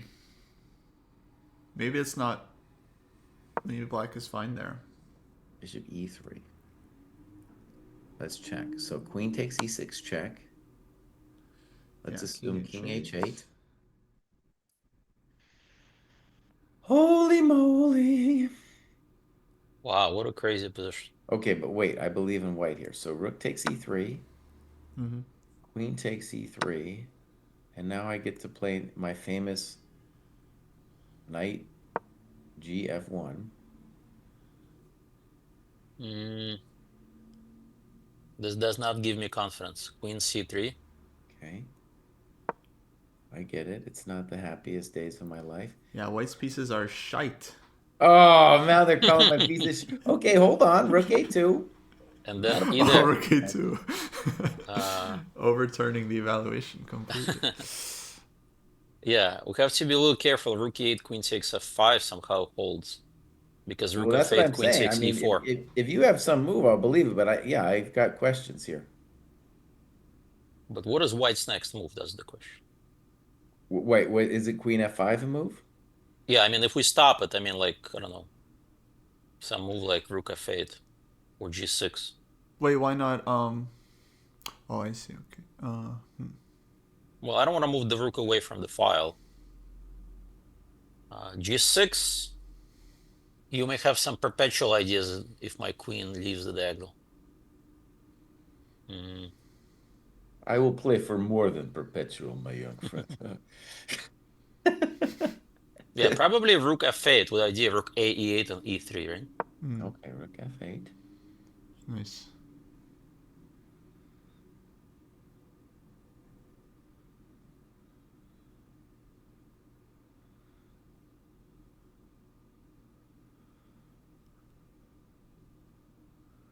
Probably.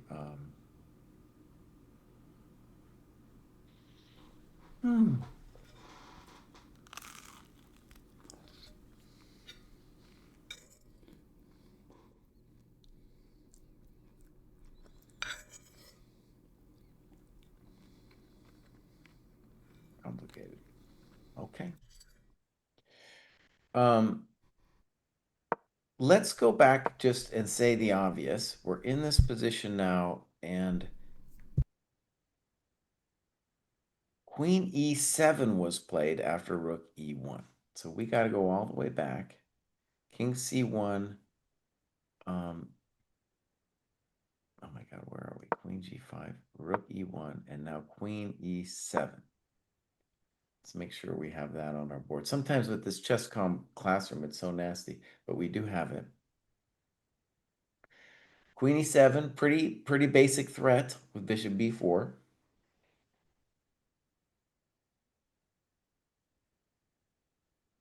By the way, Prague is down to 16 minutes.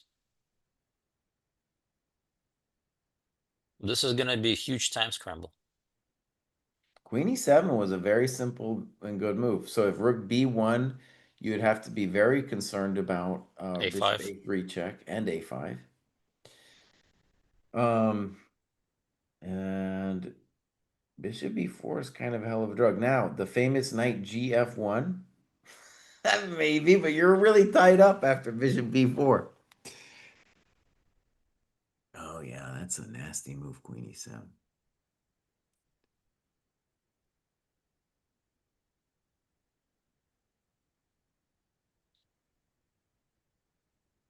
How is our buddy Hikaru doing? Ah, doesn't matter. Let's see. Naka. Switch to the live board over there.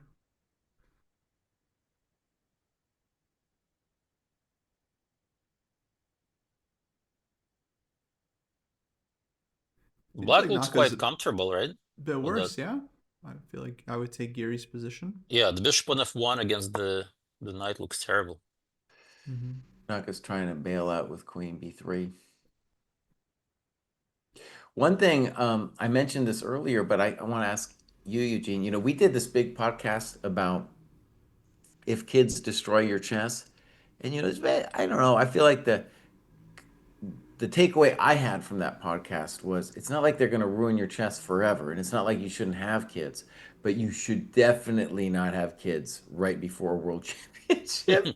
And if you do have kids, you don't want them around. And so in his recap, he was like, yeah, before the game, I wasn't really preparing. I was hanging out with my kid playing. Right. And I was like, oh, dude, you didn't hear our podcast, Naka. You didn't hear our podcast about the hormones and all this stuff, dude. Well, it seems like it did not affect Magnus at all But because he Magnus also had a hasn't kid, but he Magnus like hasn't really been playing though. no, but hold on, he played this big Fisher Random tournament that he Yeah, won. that doesn't mean nothing. Don't talk to me about the Fisher Random. No, the Fisher Random was cool, like the 9-0 in classical. That was very cool. He is playing soon. He's playing this TP Sigmund Oh, tournament. exactly. And that's a classical tournament. So That's his that'll be first. really interesting to see. Yeah. Yeah, Yeah. that's the big test. That'll be Yeah. the first real test of what the baby. Maybe we'll do a follow up podcast. How Magnus did. That's very interesting. I mean, I also heard that he was very close to playing Waikonze this year, which is Oh, really? surprising. That is Yeah, surprising. yeah, exactly. It's like the longest tournament. So Okay, Rookie who 2 knows? is played. Rook e2. Okay, rook e2. Solid. So he's getting ready to play your move next, Knight f1. Yeah, let's just get a little prep going on there. All right. So I feel like these positions, black does not need to do anything crazy. Like b6, a5, bishop e6. Just develop your pieces, Yeah. and the white will do all the work for you. And the other good news for us is then now after Rookie 2, we don't have to worry about Knight E2 anymore. Hmm. It's But over. knight h5, hold on. Maybe that's his idea. Knight f4 then. So Okay. maybe bishop e6 is a little bit too straightforward. Yeah. Hope he doesn't blunder knight h5, knight f4. Maybe I just play g6 now? But I don't quite get this knight on f4. Like, let's say bishop e6, Knight h5. and h5, and then black goes maybe b5. Or just Rook A C8. Yeah, one of those moves. And then on knight f4, then we have bishop f7. Bishop Just f7, yeah, because knight d5 is never gonna help me with the rook on correct. c8, right? Yeah, Yeah. that's a good point. The knight on f4 in itself is not that useful against the king side, queen side play. All right, I want to defend White's honor though. So let's imagine Bishop E6. Hmm. And for the fans out there, let's just say we've been trying to make Bishop E6 work for like the last couple hours. All right, Knight H5. Now you guys choose between B5 and Rook A C8. They both scare the bejesus out of me. Which one Mm. do you want? It's a tough choice between those two. I just pick one and I'll show you my Okay, idea. rook a c8, let's. Okay, Rook A C8. This looks crazy, but we want to try it G4. Whoa, that is crazy.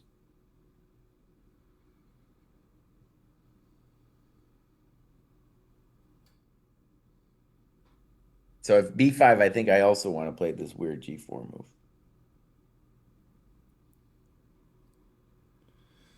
So Hmm. what is your idea against bishop b4, for instance? I'm gonna move my queen. I'm gonna move my queen. No, Queen E5, right? And then Yeah, wait, Queen E5, you might have Rook C5. maybe. Then you have queen b2 or something. Yeah. All right, let's put Queen E5 on the board. Okay, so you're entering some crazy complications. But I gotta create some juice over there before you wail on me.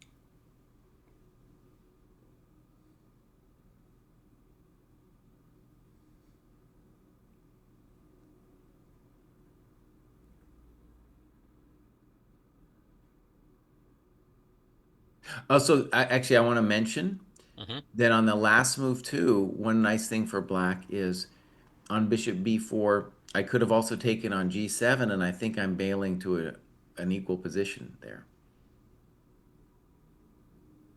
Because I got Queen G7, Queen takes, Knight takes, King takes, GF, and A7's hanging. Mm, maybe.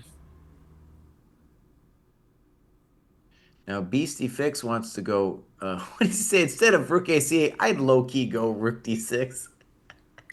Kostya, as the interpreter of this generation, what does it mean if you low key make a move? Uh, Low key is not my favorite phrase. Uh-huh. I think people say it when they're not confident about what they're thinking. They're like, I'm low key a little hungry right now. It's like, you can be hungry. It doesn't have to be, it's not Y- embarrassing. you don't take responsibility for your next action. It's always like, I low key insert very obvious human feeling. Right. You know? Uh-huh. Okay. It's like, yeah, yeah, that's fine.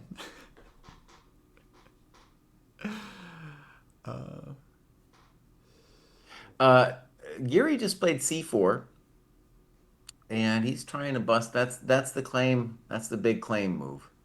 So, Oh uh, wow, he is definitely trying to do something. mm, he's going for it. Kind of feels like White should have enough to hold this though after it takes, right? Takes you take back with opponent queen e3, and what's Yeah. the big problem? Rook b6 is coming.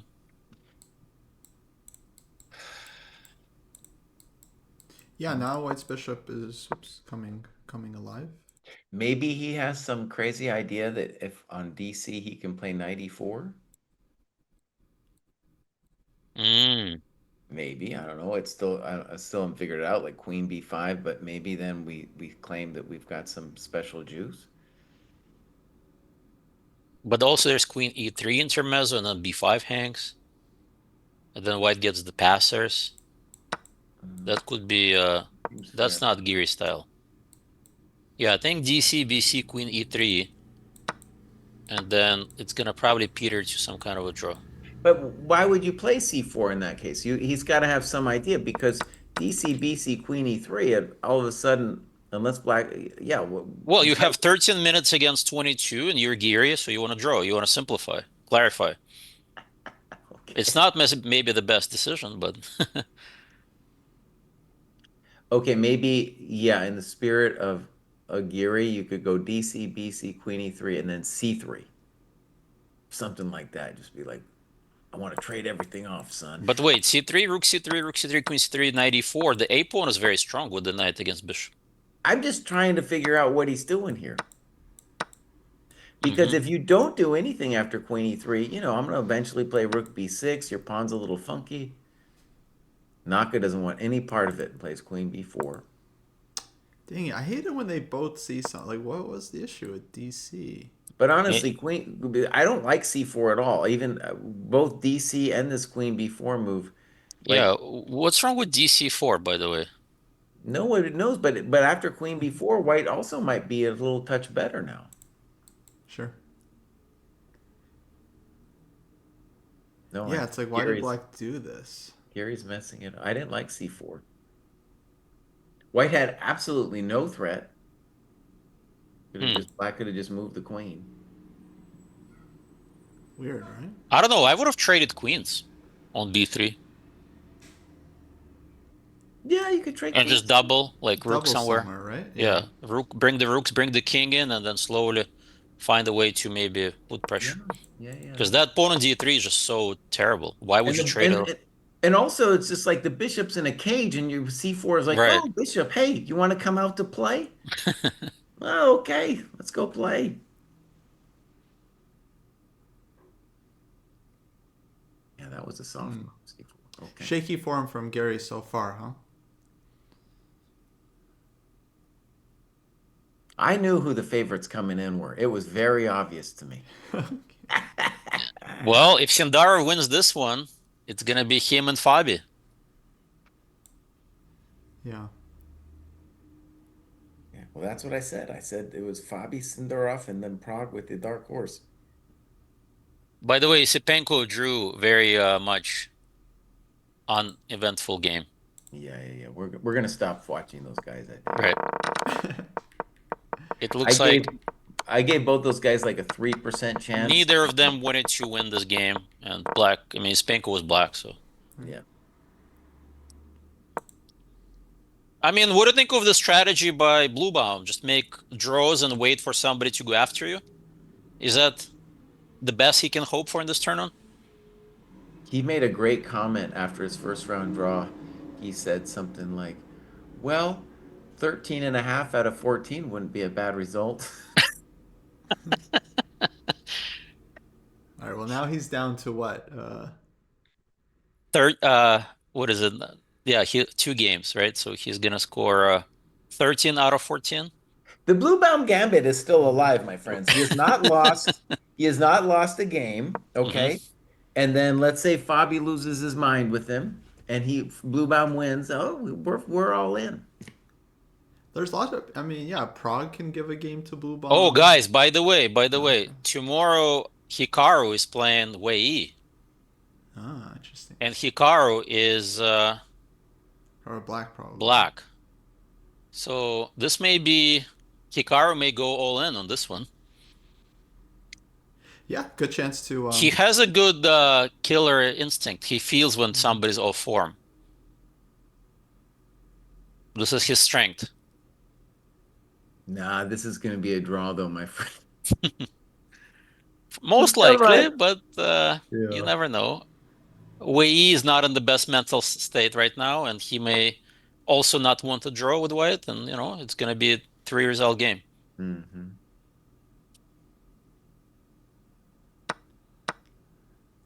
Okay, this looks like they're liquidating They're fast. about to shake hands over here with the Nish and Naka. Okay, Sindarov. Yeah, Sindarov. Yep, that's the game. Definitely the game of after the FIDE. So bishop e4, queen b2. Okay, now I see a plan for white. You go rook a2, and then knight h1, knight f2. All right, all right, all right. Complete the connect 8. So what is the idea of bishop b4? To play a5 and rook a6 maybe? Well, one good point is that if bishop e6 now, knight h5. So if you've done it Ah, before, you no longer have queen e5 option. Correct. I Right. know no longer have queen e5, and that queen takes g7 thing doesn't come with the stomper. But I want to stress the thing that's making me believe that white is the one in control of this thing is that the bishop on c8 hasn't done anything yet. And I don't see an easy path. The knight h5, that's coming. And sure, you could play g6. That's maybe a computer move to play g6, but every human player is not going to want to do g6. Yeah, a5 or bishop e6 is more human. Yeah. But after both those moves, like knight h5, I don't feel bad as white, especially if I see the g4 idea. But maybe now bishop e6, knight h5, b5 with the queen Yeah, on we could b2. talk about it.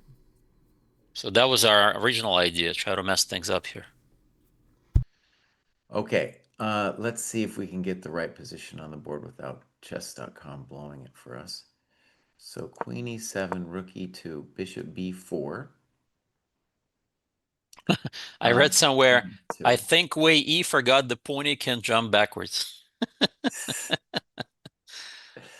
The backwards moves are hard to find, man. Yep. All right, so I'm gonna guess in terms of guess the move, I'm gonna actually guess this g6 weird thing is actually gonna go down.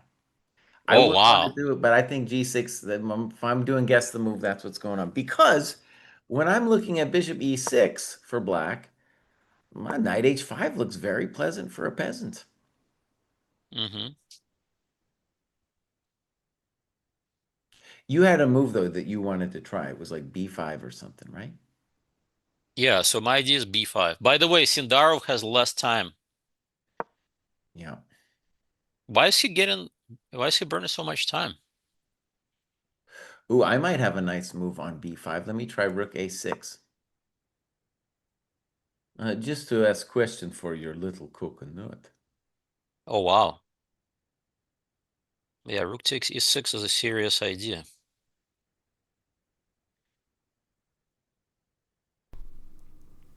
Well, maybe you could play bishop C4 or Bishop something. c4, yeah. I'm not quite seeing the problem yet. All right, knight takes. BC maybe. Now, one of the nice things about this BC business is at least now the C file doesn't get open. Queen A2 looks natural. I don't know about Queen A2. My queen was already looking at G7. Kraai, you sure about Queen A2? Well, let's give Queen A2 a shot anyway. It does have a threat.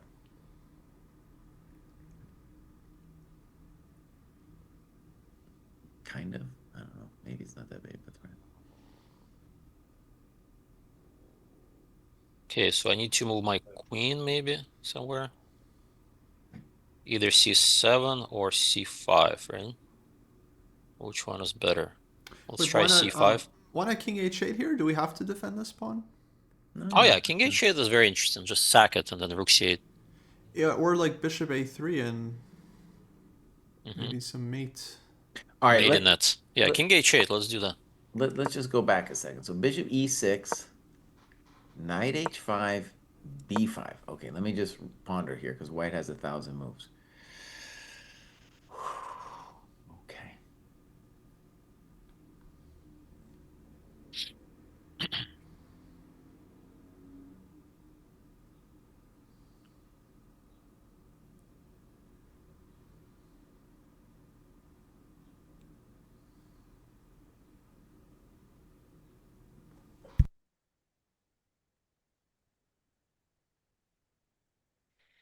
Well, let's play the manly move because it's just in the air, and so we should just introduce it as a thought. So let's play G4.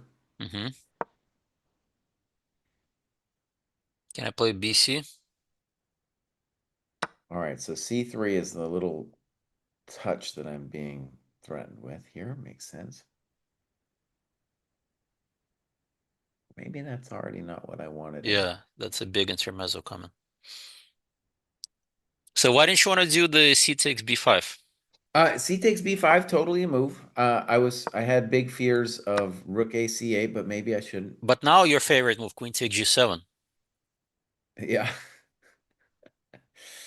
Because you're gonna win A7 with check, and All right, let's show that to the fans. Rook A C8, Balin, Queen takes, Knight takes, King takes, Rook takes. Okay, good. King F6, and the game continues. Let's see. It's equal pawns somehow. Yeah. Well, white should be happy with life. Yeah. It's not equal. White's up a pawn, right? Oh yeah. So yeah, you don't want to play Rook A C8. But that was my main idea. Why would I play C5? B5 and B. Yeah. Okay. B5, yeah. So that's why if I'm looking at this for black, I would think of strongly about G6, the sad G6. We have a move on the board. We have A5. A5 play. Okay, A5 was one of our candidates, by the way, to get the rook activated. And let's say the obvious, the bishop on C8 is just not in El Gamo. Not for Longo. Maybe he comes in. All right, I'm going to guess knight H5 is the move here. Yeah, knight H5 has to be played. I don't see any other ideas. Unless What some is knight B3, knight D4, but okay, what is the help me understand A5 though? What is it's a cool looking move, but like what are we playing rook A6? What is our big thing? Yeah, maybe. Like what is rook A6? Do you want to go rook A6 to C6 or what is it you want? I feel like it can. It's very flexible. Like you can go to B6 and then look for some hmm discovery. You can also maybe go to like H6 on knight H5 and like take on H2, right? And just like start hammering from this side. Okay, well, all right, let's play knight H5. Yeah, let's try rook A6. knight F4 and rook B6 maybe. Yeah.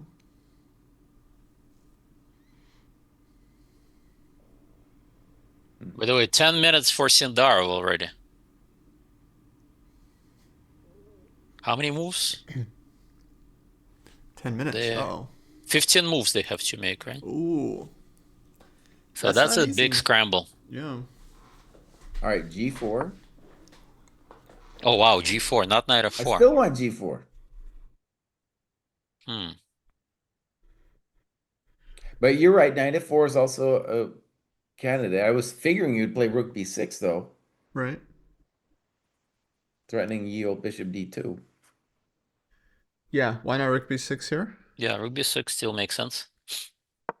I was gonna just wonder what you were doing to me after bishop B3.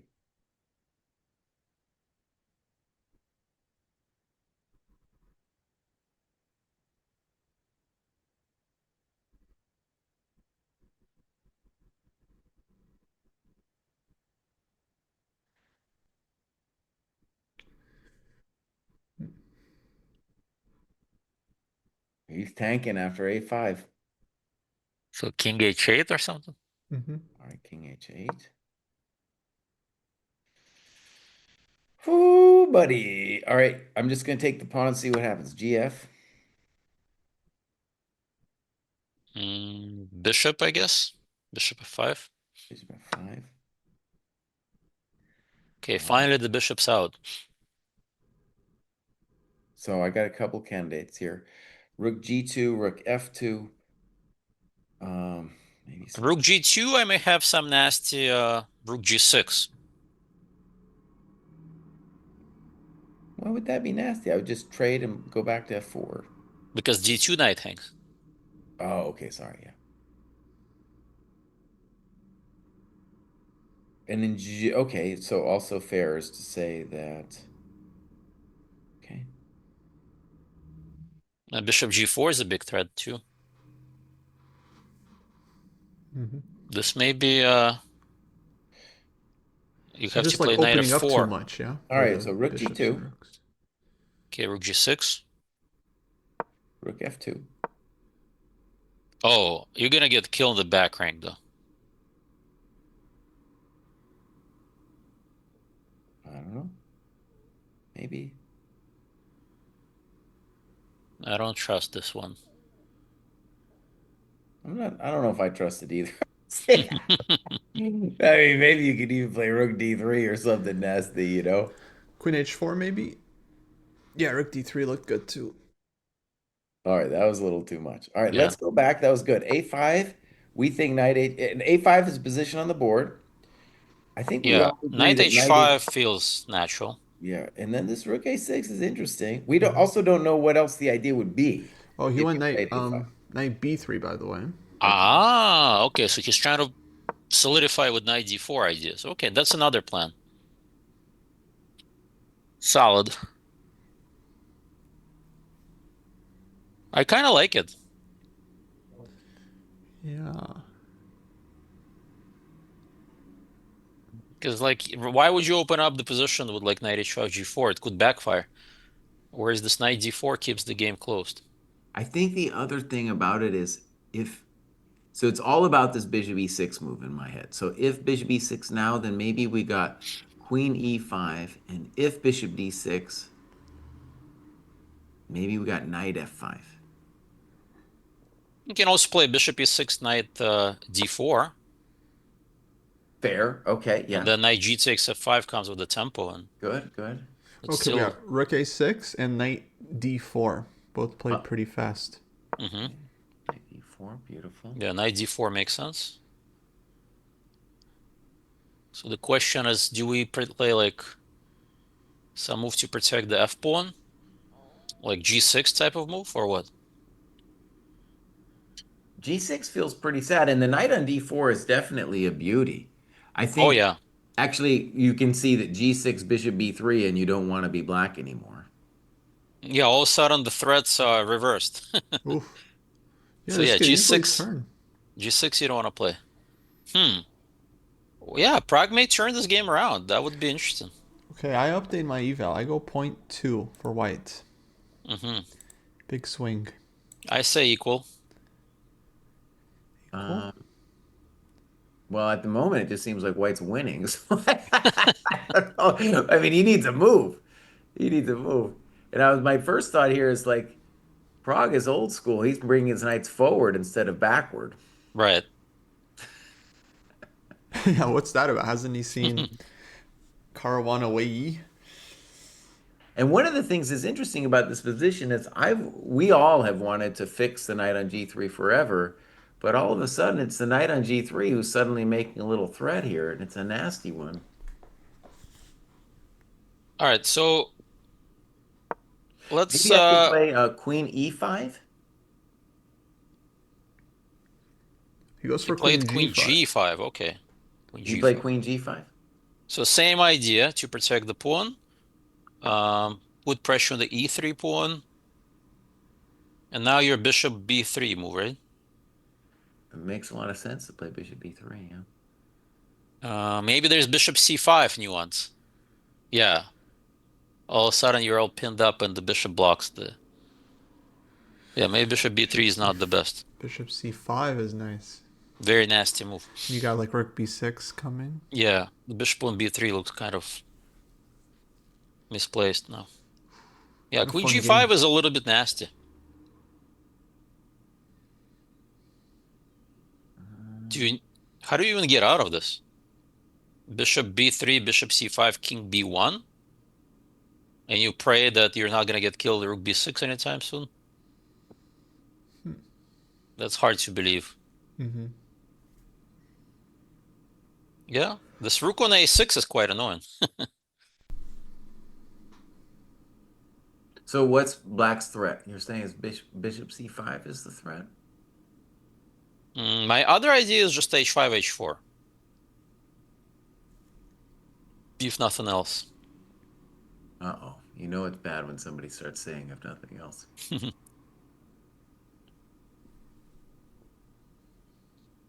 Yeah, bishop c5, h5, rook b6. These are the moves.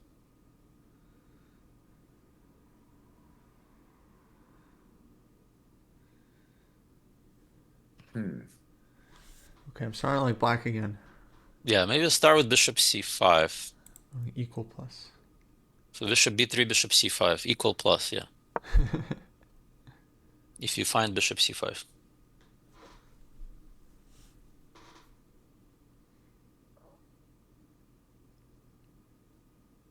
But we have to give Prague credit. He's been defending this like a beast. Yeah, given that he likely didn't know the line. So I it's still, six, 7 minutes. I'm still thinking that this guy's got it under control here. Okay, king b1. Is that one went down? King B1. Okay, good.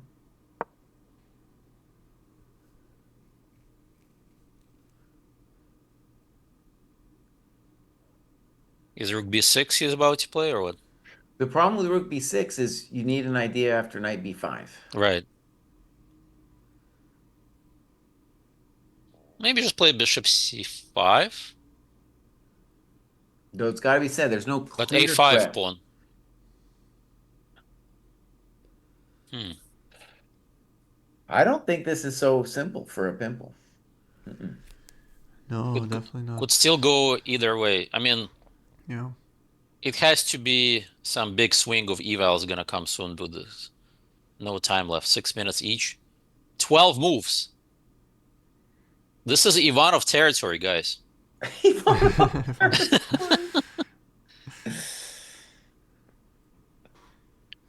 Oh. I don't know if people in the chat know who I mean. No, they don't know. They They don't don't know. know what you're They talking have no idea. Deep cut. about. Mm, okay.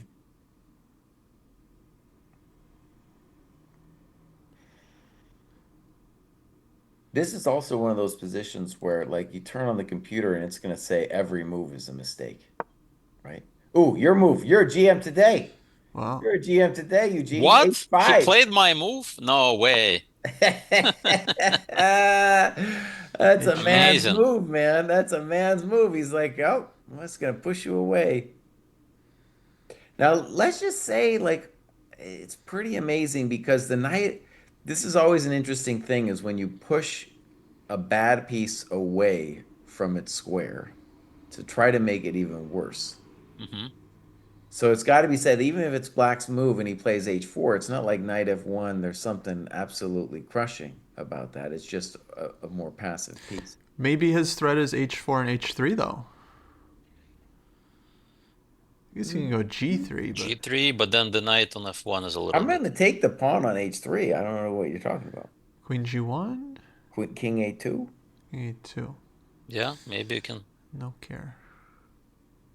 Yeah, I think maybe just keep the pawn on H4 and just kind of keep restricting. Mm-hmm. So, like, if you're just in time pressure, I think king a2 is not the King dumbest. A2 is played. Oh, I'm a GM today. King Nice. A2. All right, 5 minutes for Prague, 6 minutes for Sindarov. And how many moves left? 11 moves left. So Oh, obviously you see the king on a2. The first thought is somehow get your bishop to e6. right. Unclear how it gets there. That, as we've talked about forever, the problem in Black's game is making that guy useful. And all of a sudden, that knight on D4 is a beast. Oh yeah, that's a very strong piece. h4. h4. Okay, that's anticipated. We're anticipating knight Okay, f1 knight F1 is autopilot. quickly. Yeah. And now, very complicated position. You think it's still balanced or Black's a bit better, Kostya? Uh, huh. I Oh, mean, I'm going for white here, by the way. I'm definitely saying white's better. oh, how I would much? say definitely not better for White. Either balanced or Black's better. Yeah, I kind of feel I like don't black is a know. bit better. But no, I say Bishop Bishop d7. D7. So he's trying to get the bishop rerouted on E8 F7, maybe? So what's your number, Jesse? total no idea, but let's go point 0.3 for white. Okay. Wow. Okay, that's a big. Yeah, let's talk about it. The black has to solve the bishop, and Okay, we rook have to. d1 is played. It's a good move. I like that. And rook c8. Wow, rook c8 instantly. They're really picking up the speed now. That's a very not obvious move to me. Well, they gotta do it, man. They gotta move. All right, Yeah. let's say the obvious thing is that there's rook c4 is not yet a threat. All right, I'm gonna propose Jesse's move now, g4. There we go. Now we're gonna start talking manly Let's chess. cook. Let's cook. Let's cook. No, g4, and honestly, that's the move we should be looking at every single time. Because white needs now activity on the king side. Now, Eugene, let's go just do g4 for fun because I think your idea is, you can tell me if this is right, is that if queen g4, we're going to do bishop, maybe bishop, well, actually it's complicated. Bishop b3. But bishop b3, he's got a4, Mm. and that at least scares me to bejesus. All right, so yeah, maybe not yet bishop b3. Maybe c5 and rook g2. c5 is interesting, yeah. My idea is rook g2 and bishop b3. Or you don't have to be so fancy. You could just Okay, play I can just play bishop c3 and then b3. rook g2. Okay, but yeah, g4 would be a hell of a move. I mean, that's not Prague style though. Well, what I like Yeah, we about got knight d2. A lot of moves coming in. Rook b6. okay. Okay, rook b. Oh, c5. c5 from He Prague. played my move. Oh, Crazy. Wait, what? I don't understand. What if I just play bishop takes c5? What is he smoking, guys? He wants to say check to the miserable king But and then I then just knight moved the c4. king and you just gave me everything. No, I get a4 and knight c4. I get my knights. My knights are coming to prancing, my friend.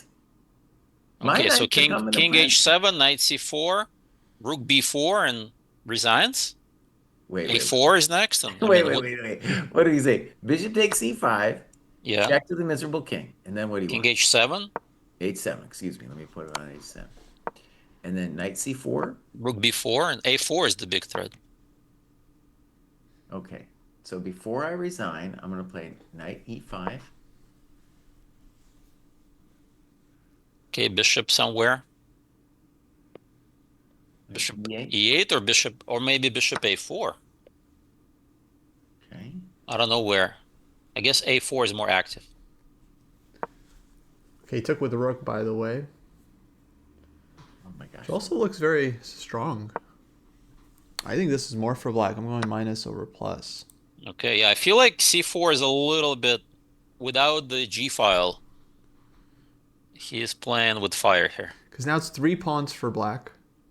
But For also like knight. you're opening up more files for the rooks. Yeah, and the king is, of course, still Okay, very Kostya, let's just go to the live game.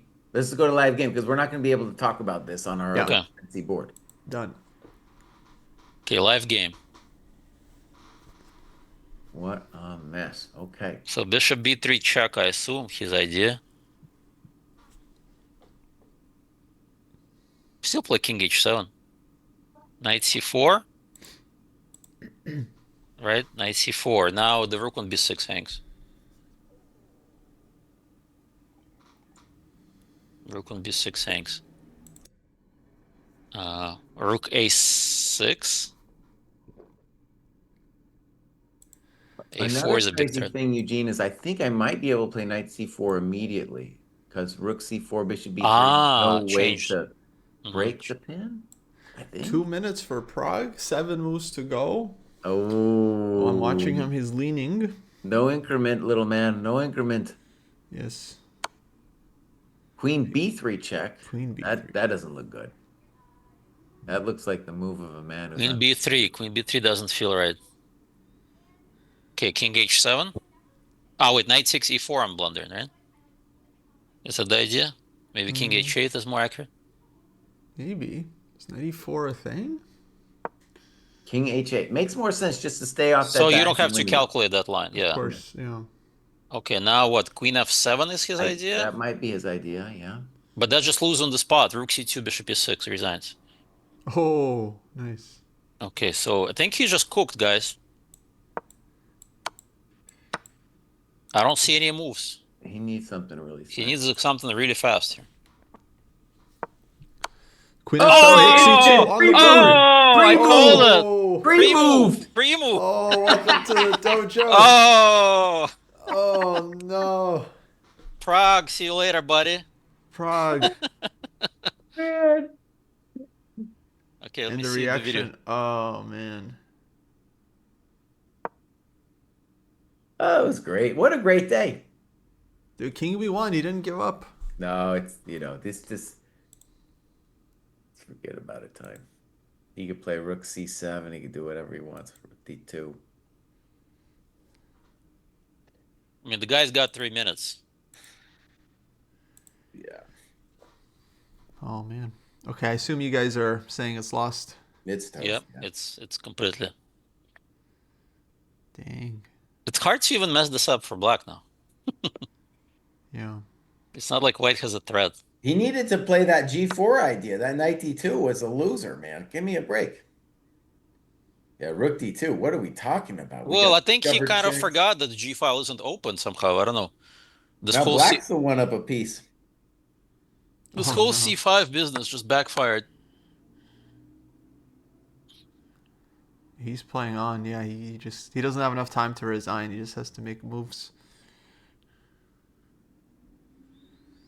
King c2 now. Okay, king a2. No, it doesn't matter. Bishop e3, whatever you want to do. I mean, yeah, you're also just mated. It's Right. just bring the queen over. Oh man. Resigns. Oh no. Yeah. I called it, though. I said this is not Prague's type of position out of the middle game. But that Yeah. A5 rook A6 was an H5, right? That's creativity right there. We called that. He played it well. Sindar was just a beast, guys. I still believed in the white position. Like I thought g4. I still believe that. No, I think white was fine, but it Yeah. was like an engine-like precision you have to play. One wrong move and you're toast. You're giving white like a 0.3 at some point. I don't know.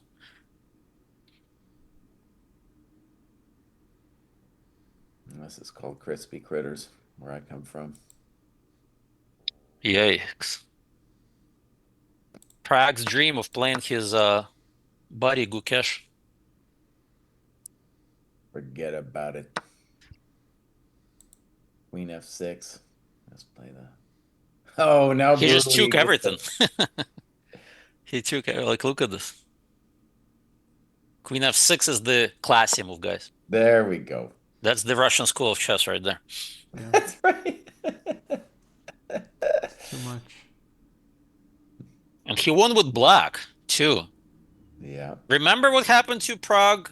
Exactly It's the just same situation when he went crazy against Gukesh with um that like Catalan hybrid line where he sacked everything.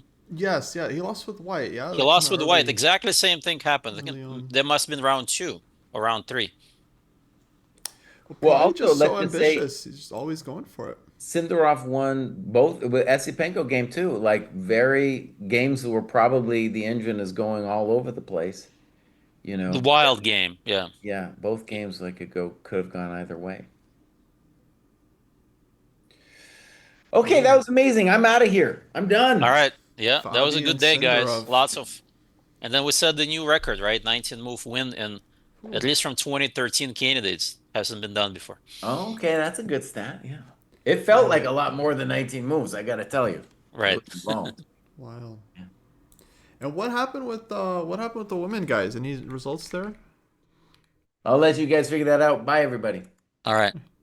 See you later. Eugene, you rooting for someone there in the women? Not so many preferences there. Um, Asubaeva won. Bibisara. Wait, isn't she the girlfriend of Sindarov? So they have like a double win. She is, yeah. Wow, big day for them. Oh my god.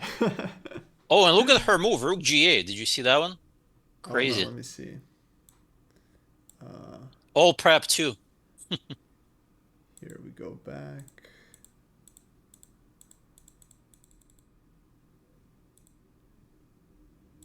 Oh, what a crazy game. She just said, I'm just gonna push the G pawn and checkmate. Let's see. Oh, we had Russo. Okay. What an insane game with white played Rook C4. G8. Wow. Okay, but white played very provocatively with this H3. Right. Because yeah, typically black is going bishop G4 in this position, so white stops that. So yeah, if you play H3, then you'll have to deal with, maybe G5 was a move too, just immediately. Yeah, and then somehow white just fell apart in complications. Wow. And And she defeats like one of the favorites too, Zujiner. yeah, Everyone's calling for her to win this thing. Wow. Divya is strong too, right? Yeah. Yeah, very strong. Although she's losing. Let's see. So Divya, worse in her game. Because A7, C5, she may just collapse there. What about Lagno? Oh wow. Lagno has some crazy compensation. Yeah. But is that enough though? Rook H6 is coming, F5 hangs though. Right. Also, she's up a pawn. Wait, no, sorry. Well, she's down a It's piece, down a piece but here. Oh. the question is, does she have any moves? Wait. Knight F4, EF,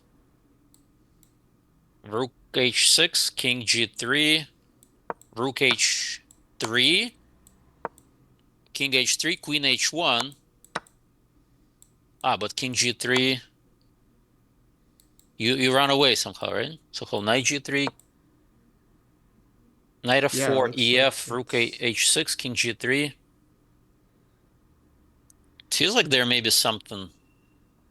somehow there's no mate. Is there mate? So Knight F4, EF, Rook H6, King G3. Okay, knight Where f4 played. She tries, but yeah, maybe take rook h6, king g3, take on maybe. F4 or Queen D3 check?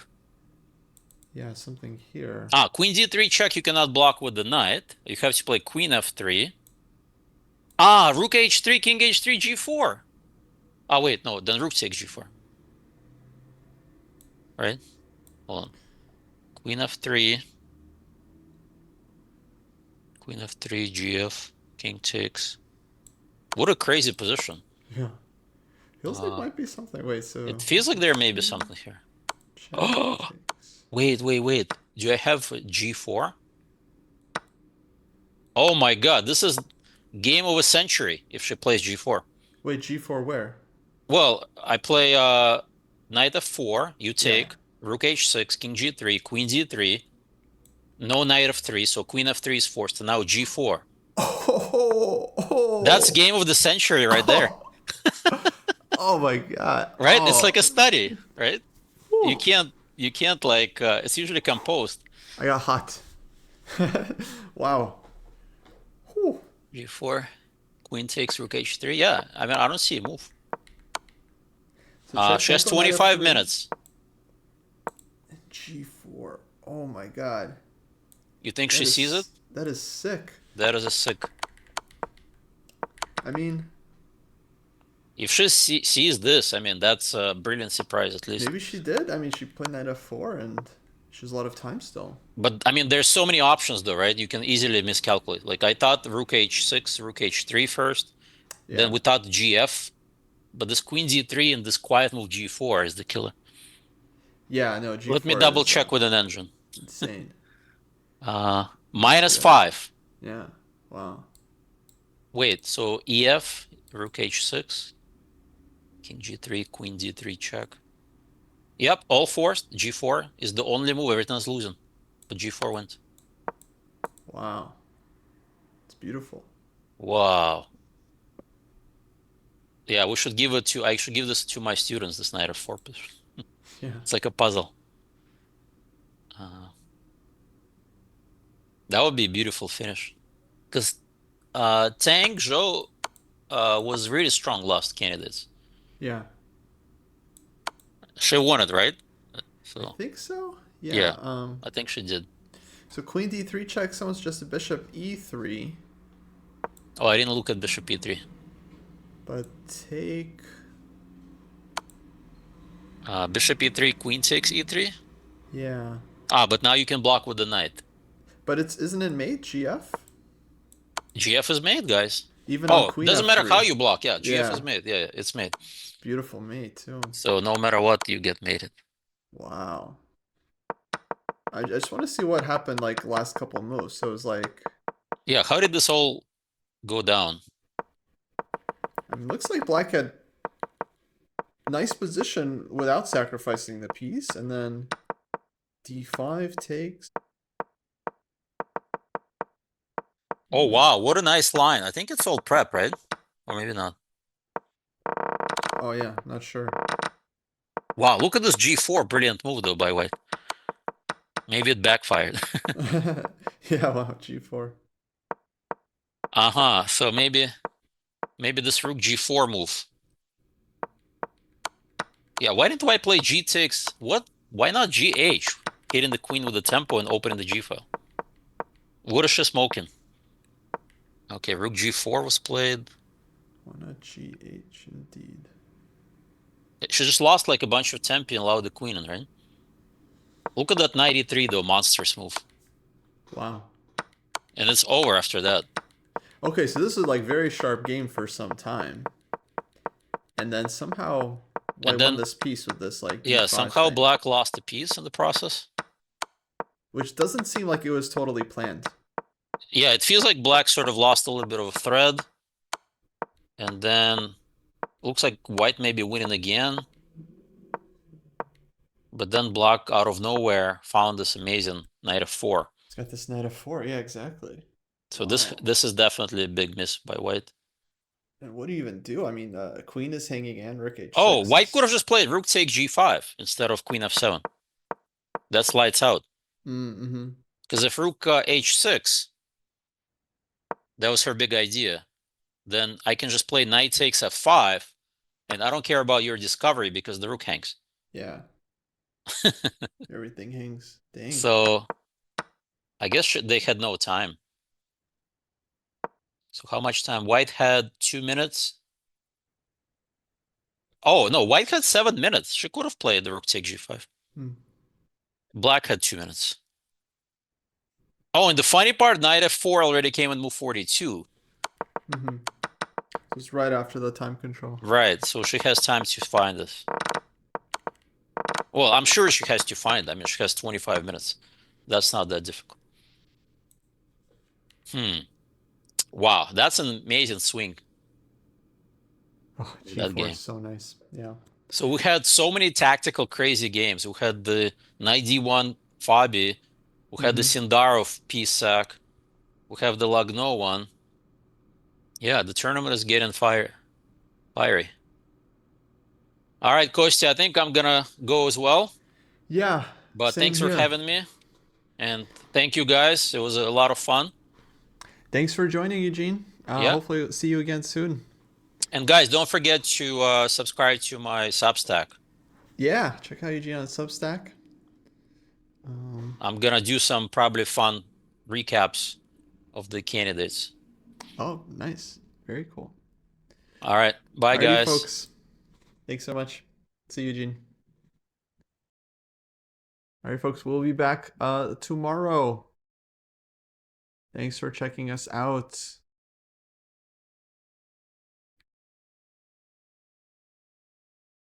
We'll rate someone.